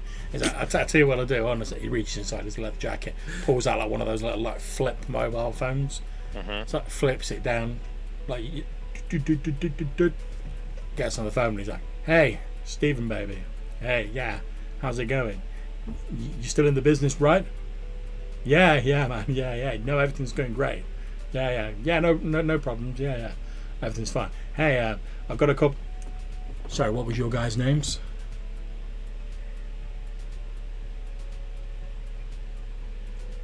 Yeah, I'm gonna wait for Adrian to speak Fuck, first. I didn't think of this. Oh, well, Adrian Resnick. He looks at you, sir. And his good pal. Mr. Driver. Right, Yes. man, right. He's like, hey, I got this guy, Adrian Resnick here. Yeah, that's the guy. Yeah. Yeah, and he's got his driver with him. Yeah. The same, the fighter guy. Yeah, that's right. Yeah. He's like, yeah, I've got him here in the VIP lounge, and say they might have some like business propositions or something. I said, hey, you want to speak to Stephen? He's the numbers guy. He's a real whiz with the numbers. Yeah, sure. I'll tell him. Yeah. All right, I'll catch you soon, man. Yeah. And he like flips the phone shut, pulls it away, and he says, hey, if you're happy to hang around for 10 minutes or so, Stephen's still in the business. He says he'll come over and he'll have a chat with you about whatever crazy business ideas you guys have got. In the meantime, feel free to enjoy the drinks, cheeky bit of blow, whatever takes your fancy. And at which point he sort of like looks at you slightly apologetically, Seth, and he's like, hey, can we get a mineral water for this guy over here? And I bought a bottle of mineral water, bought it for you. Yeah. Hey, don't drink and drive, right? Wise man. Yeah. You only need to make that mistake once. Yeah. Hey, I've seen close up the effects of that sort of like partying too hard can have on people. Don't have to tell me, man. Don't have to tell me. Wise choice. Okay, so are you guys waiting for 10 minutes or? Yeah. Okay, so about maybe sort of like 15 minutes later, a fairly sort of good-looking man wearing a charcoal grey business suit walks into the room. He's quite pale. He's got sort of like dyed blue hair, sort of combed back, sort of slicked back. He walks in, at which point the aged rocker, Mr. Baxter, jumps out of his scene. He's like, hey, Stephen, baby, how's it going? The man in the suit's like, oh, everything's going fine. I was just looking over the figures for this evening so far. Great. How's everything going? Everyone seems to be enjoying themselves. He's like, yeah, it's a little bit slower than we'd originally hoped, but it seems to be picking up. I expect we'll do well enough to keep the club going, at least for the foreseeable future. He's like, hey, that's great, Stephen, that's great. So you said you had a couple of people here who wanted to talk business with me. Mr. Baxter was like, hey, yeah, it's these two crazy guys over here. Yeah, it's Muscles over there and his driver, and he sort of escorts this man in the business suit with the blue hair back over to the table. The man with the business suit sits down and he says, he's like, hi, nice to meet you. I'm Stephen. Stephen Fields. I manage Mr. Baxter's accounts and his business dealings. Mr. Baxter said you had some business propositions for us. Yeah, Adrian Resnick. I hold out my hand. He shakes your hand. You're a bit pale there. Do you not get much sun? He's like, he laughs, and then he reaches up and he goes like that on his cheek. And as he holds his fingers out, you can see they've got like a smudge of like white makeup on them. And he's like, it's just an image thing, you know. These places, these clubs, you have to project a certain image to attract the right crowd. And I know I'm just here as the financier, but obviously I'm about and people see me in the business. So I dress like this to seem part of the crowd. You know, we don't want people thinking we're all sort of corporate financiers and stuff like that. Obviously, we want this business venture to be as successful as our other 5 clubs. It's all just part of the show business facade. And he wipes his hands on his trousers. You see, it leaves like a little smudge of this like white grease paint on his trousers. Yeah, come to the Enigma. Even our managers are party animal. Yeah, I like it. He says maybe not quite so obvious, but yeah, that sort of thing. He's like, hence the hair as well, and he sort of gestures at his blue dyed hair. Like I say, the thing is about this game is it's all about image. You're parceling up an ideal image that you're trying to sell to the consumer, and the more you can sell that image, the more profitable your venture will be. Huh. It's interesting. Yeah. Clearly, you're a businessman that we should talk to about our business ideas. But well, I'm always looking for new opportunities.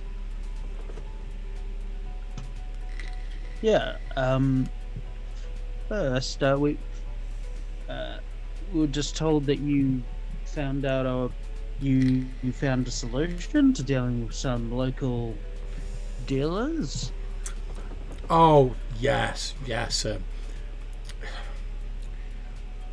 But basically, I mean, there's nothing particularly innovative about it, to be honest.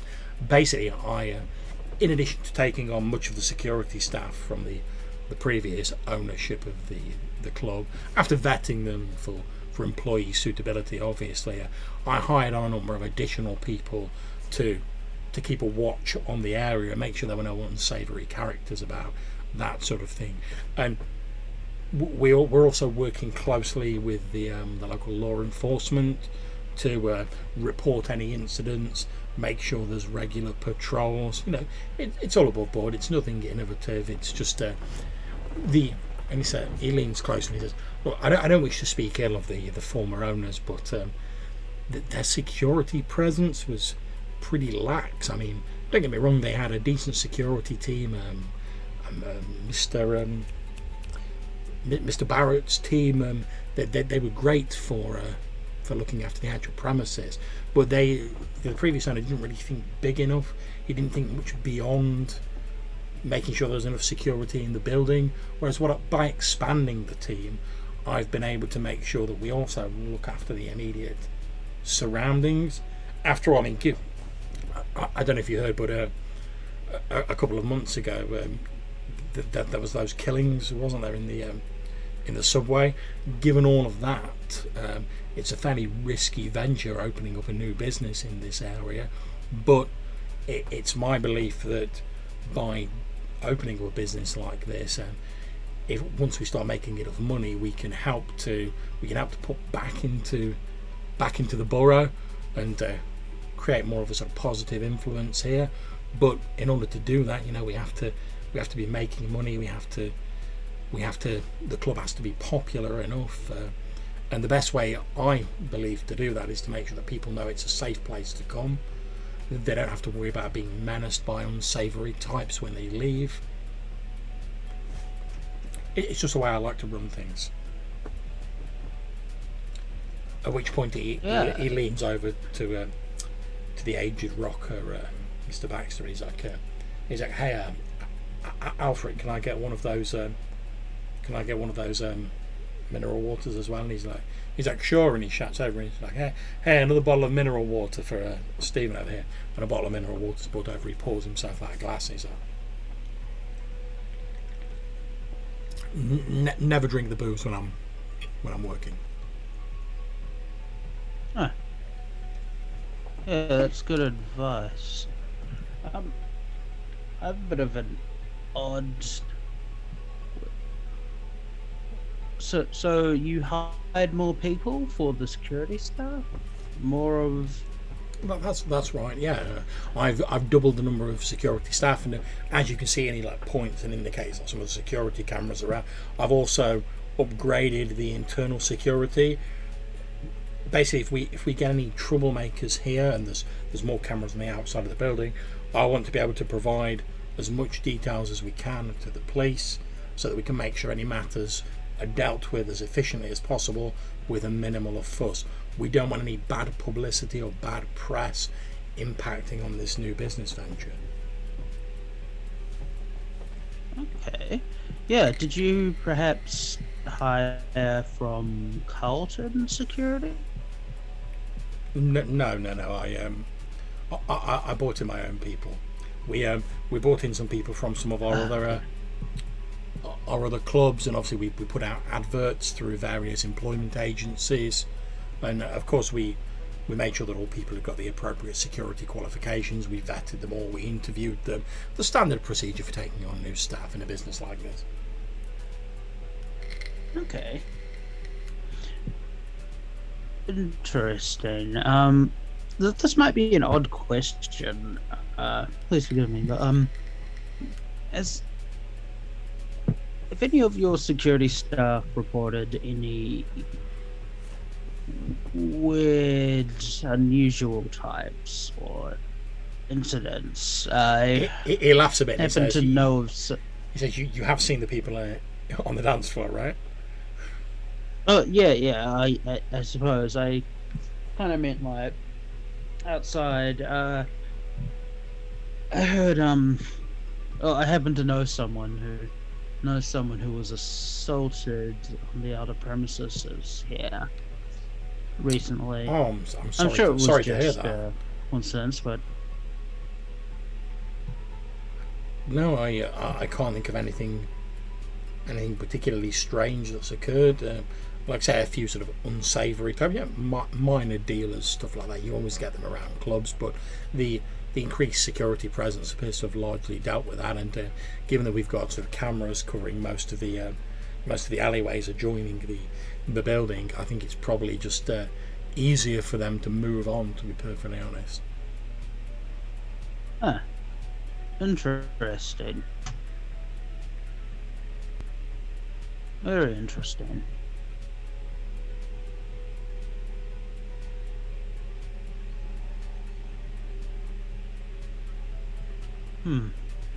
At which point, Baxter, the aged rocker, says, "Hey, Stephen, when have we got that? Well, we've got that meeting coming up, yeah." He's like, just let me check, and he takes his phone out and looks at it, and he's like, oh yeah, tomorrow evening. He's like, great, nice one. At which point Stephen puts his phone away, and he's like, sorry about that. What were you saying?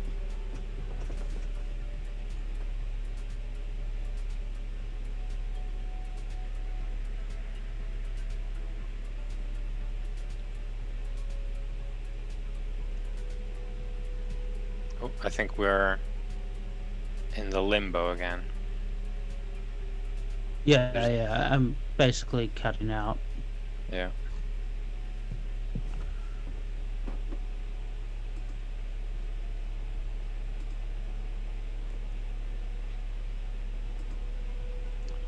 Okay. Yep. I think You're it's here. fine. Yep. Yeah. So Stephen Fields has basically said he's answered back to saying, "Oh, we've got a meeting tomorrow night," and then he's like, "Oh, sorry about that. What were you asking?" He looks at you, Adrian. Yes. The business thing. Oh yes, that's right. You had some idea about a business opportunity. What sort of business opportunity?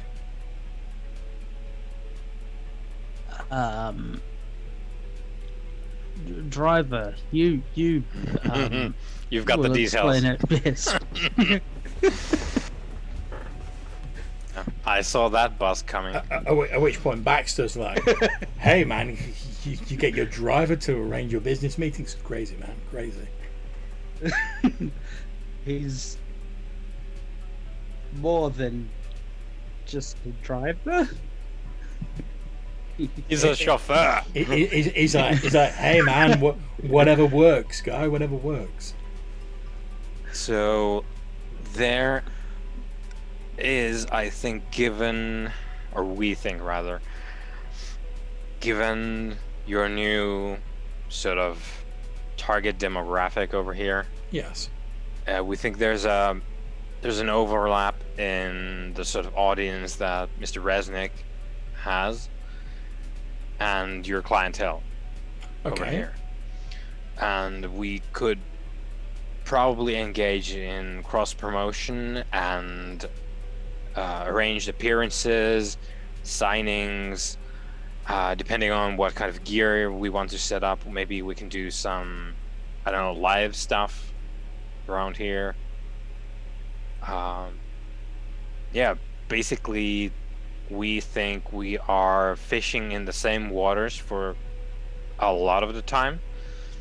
And given that we also like to deal with the locals, because we're from the area, we would like to set something up. Now, the extent of that, probably you'll need to check with the silent partners. That's correct?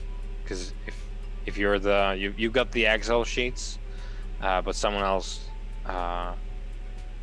decides how things go.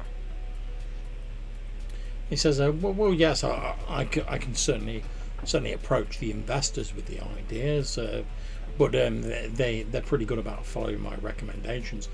I don't see any reason why we couldn't do business. After all, anything to improve the profitability of the club. Excuse me.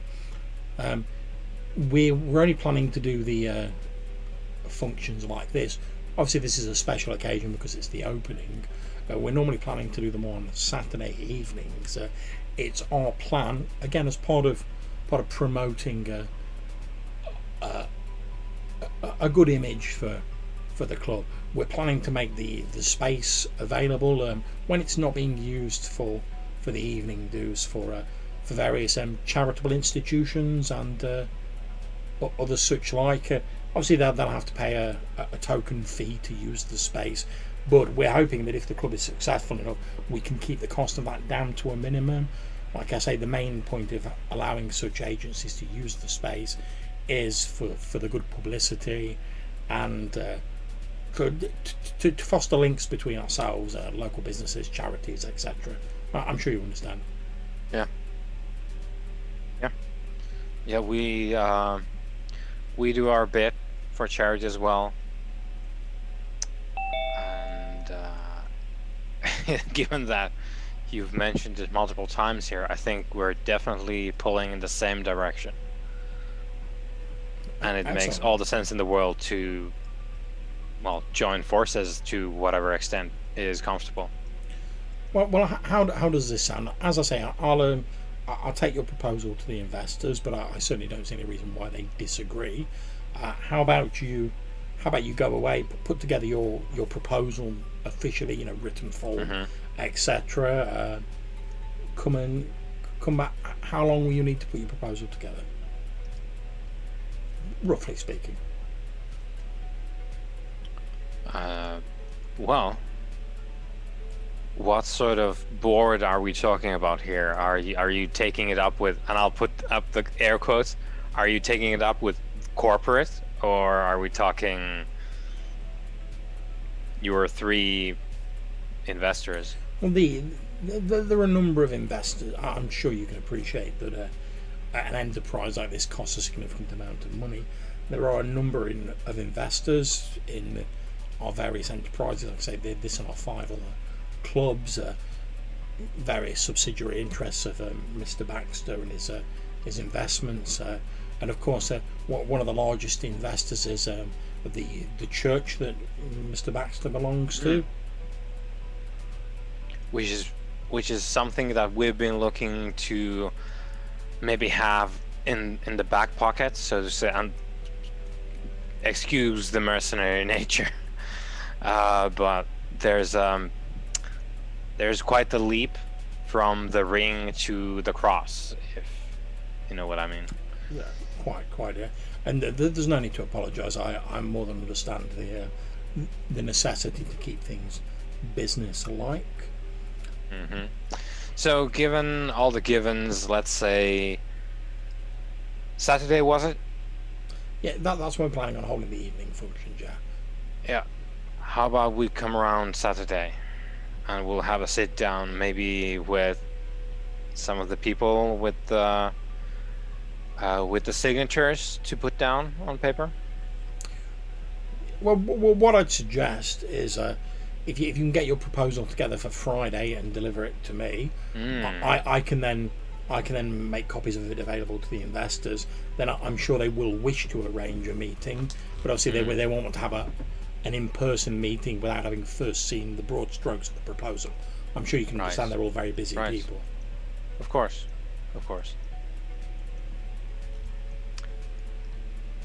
I'll be by Friday night. Splendid. At which point Baxter says, "Hey, isn't that when we've got the church meeting on?" He's like, "Yes, it is, but I'm sure it'll be fine." Obviously, Mr. Driver, was it? Yes. Obviously, Mr. Driver and his friend can of course come up to my office. It's not a problem. We'll be out of the way. We won't intrude on your meeting with our business talk. He's like, "Hey, that's fine, man. Like I say, you're the whiz with the numbers." He's like, "Well, I shall look forward to seeing you both on Friday then, and I shall look forward to reading your proposal." Wonderful. And I'll make a point of taking a real long, like drink half of my mineral water thing in one go, screw the rest of it closed, and I'll offer my hand to our friend here. Stephen holds out his hand, shakes your hand. It's been a pleasure talking to someone who is unafraid of sticking their spoon in the local soup, so to speak. He says, "Well, the way I look at it, rather like yourself, although I'm not local to this borough either, I grew up in London, and I've seen so many businesses that seem to be like taking an awful lot out of the city and benefiting a great deal from it while not giving anything back.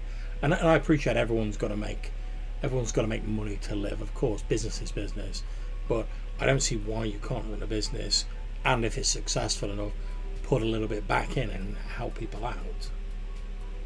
Right. Rising tide, all boats. Exactly. I can see we're thinking on the same wavelength. I mean, after all, if we're looking to make a profitable business, if we make the area safer, more friendly, and more affluent for people, then if you want to look at it in purely mercenary business terms, it benefits us in the long run, but there's no reason it can't benefit other people as well. Right, you are. Mr. Resnick, do we have other business to discuss? No, I think this is all good.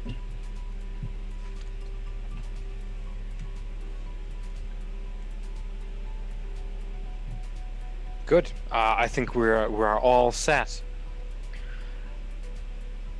A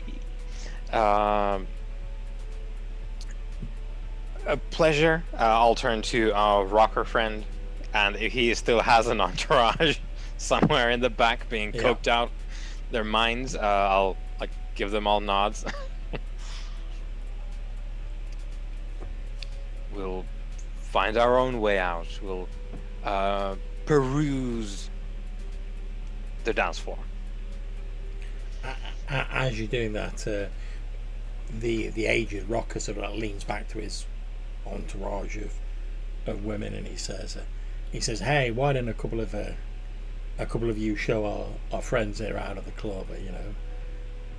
Assuming you don't want to stay, have a good time, party a bit yourselves." And a couple of these women attach themselves, one to each of you. They've quite obviously been drinking a lot and probably taking other substances. Yeah, mixing is a ride. Which is what they will get when we get outside, unless Adrian, are you, because if we're presumably leaving now that the attaché has had come over. So on the way out, I will be like just because it's again with the so I'll be pointing towards the exit, just like go. Yep. Okay, at this point, can I ask Seth and Adrian, can you both roll just your charisma?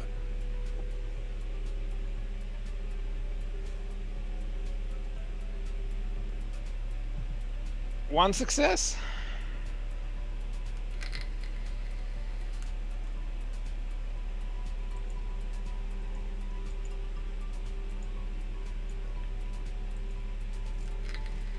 Also one success.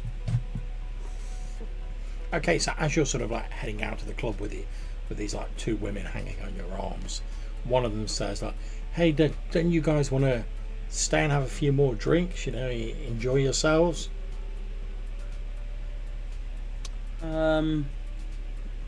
Good. Hey, I know it's Sunday, but it's the opening of the club. All the drinks are half price. And she laughs. Right. Well, how about we pop out for a smoke, and we'll see about the drinks later. She's like, "Oh, great idea!" And like she reaches inside like her sort of jacket pocket and takes out like a joint. Yep. And sort of tucks it behind her ear. You see her like rooting around, like pulls out a lighter. The two of them like head outside with you. You can see, like say, cameras all around the building. There's a couple of security guards who just sort of like look over in your direction as you head out. But as far as they're concerned, it's like, oh, it's some clubbers, and they're just like, oh, they're not really up to anything, so they don't pay you any particular mind. You head out into the sort of street outside. As you get outside, this woman like takes out the joint and is like blows out this cloud of fragrant smelling smoke.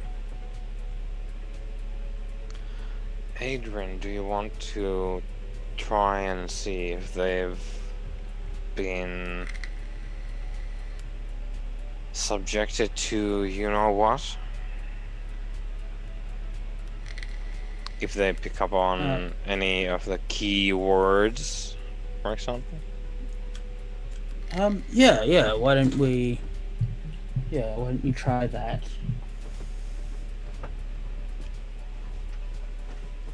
Sorry, what was that? Why don't you try that? Yeah. Okay.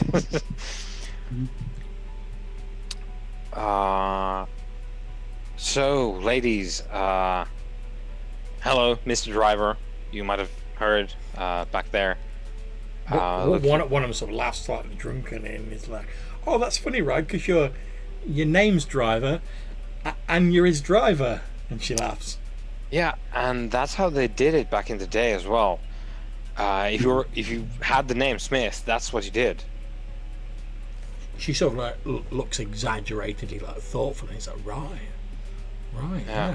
Right, yeah. And a potter wasn't a wizard, actually making pots. Seriously? I'm just looking at you like, what the fuck are you talking about? Like, just like staring at you. And I'm like, are these kindred terms that I don't get? The woman who's hanging on your arm, Adrian, is like, so what's a handsome, muscly guy like yourself do for fun? I went for Adrian. Like, I drink people's blood. What of it?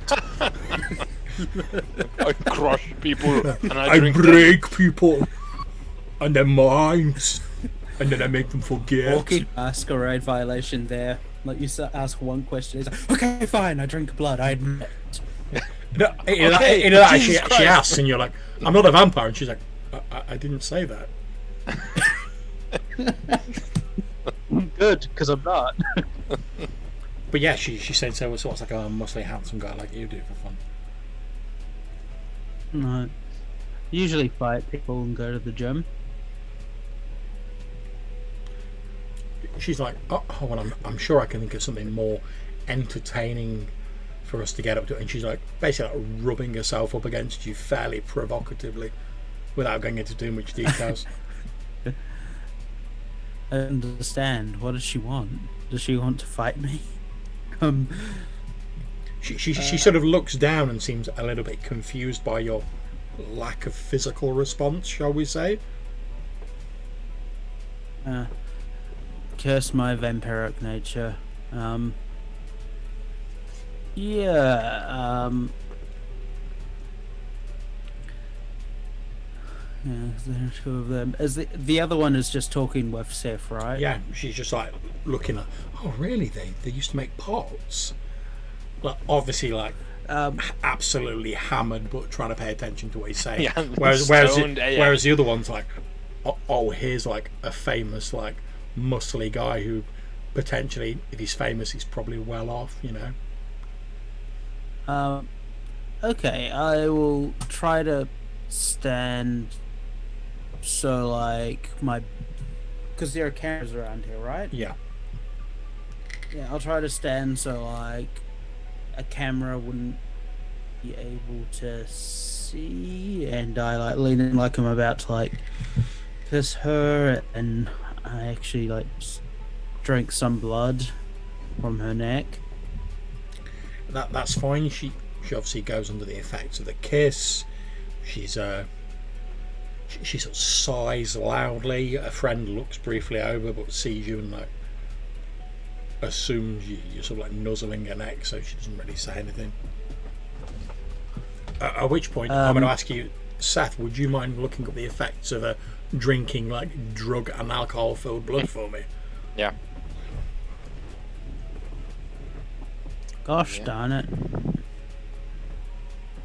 And then in a few minutes we can cut back to like Seth wearing just a pair of like Incredible Hulk like ripped shorts, like running through the streets like, fight me.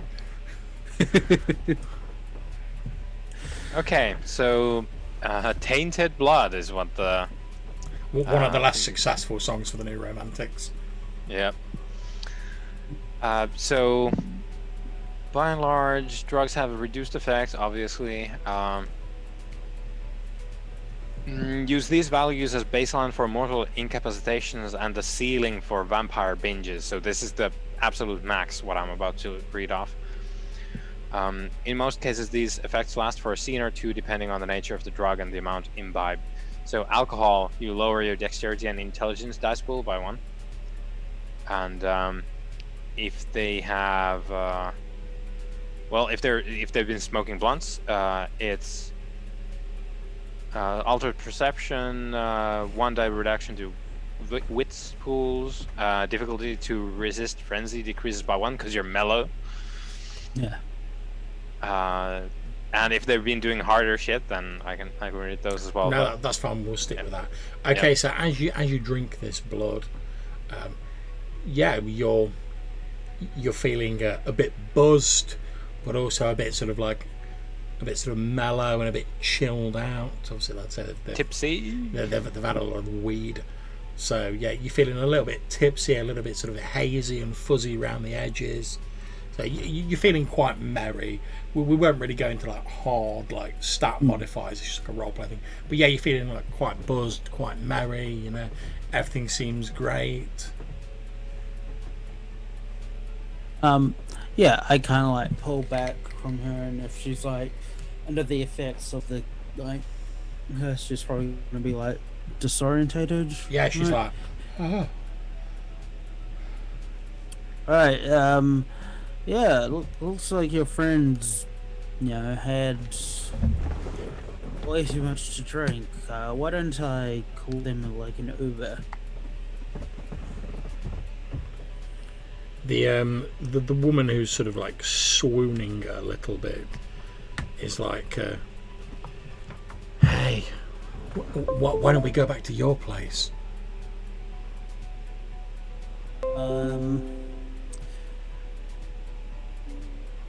Yeah, maybe some other time. I try to like them down because I'm just like in my like mind. I'm just imagining she's at my place, which isn't a very secure haven, and her just going like in the morning, man, it's really dark in here, and like pulls open the curtains, and then I like burn to death. Yeah. she's like, hey, no hard feelings. I understand. And she sort of like, she leans over, gives you a peck on the cheek, and then she sort of totters away back into the club, so showing the stamp on the back of her hand, and it's like back in. The other woman's still like listening to you talk, so.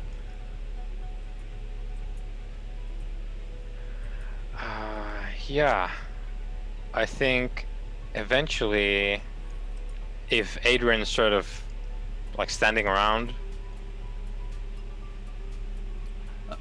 I'll leave you to your thing. I can like walk out of the alleyway. Right. Okay. So I'll let's just say that. Oh, yeah, your friend was going back inside and looked a bit wobbly. She's like, oh yeah, I should probably go and keep an eye on her. Yeah. She's sprayed out a bit too much. Yeah, because you don't know who you're gonna meet in a dark alley around a club. She's like, oh well, that's true. She's like, oh, but hey, if you're here next week and you want to have a drink together, I'll be here. Yeah. And she smiles at you, and then she turns around and heads back into the club as well. Yep. I will depart. Okay, so it's getting fairly late on in the evening with everything that's been going on. Before you guys retire for the evening, is there anything particular you want to sort out or discuss? If possible, I would try and get a sip of a corpse at the mortuary. Yeah, that's fine. Not a problem. Okay, you do so, and you guys retire for the evening, and that is where we're going to end this evening's session. So I'm going to stop the recording here. Obviously, we'll sort out XP and whatever in a few moments. But to anyone who's watching, thanks very much. Hopefully, we'll catch you next time. Thank you very much for playing, guys. And I'm going to stop the stream here.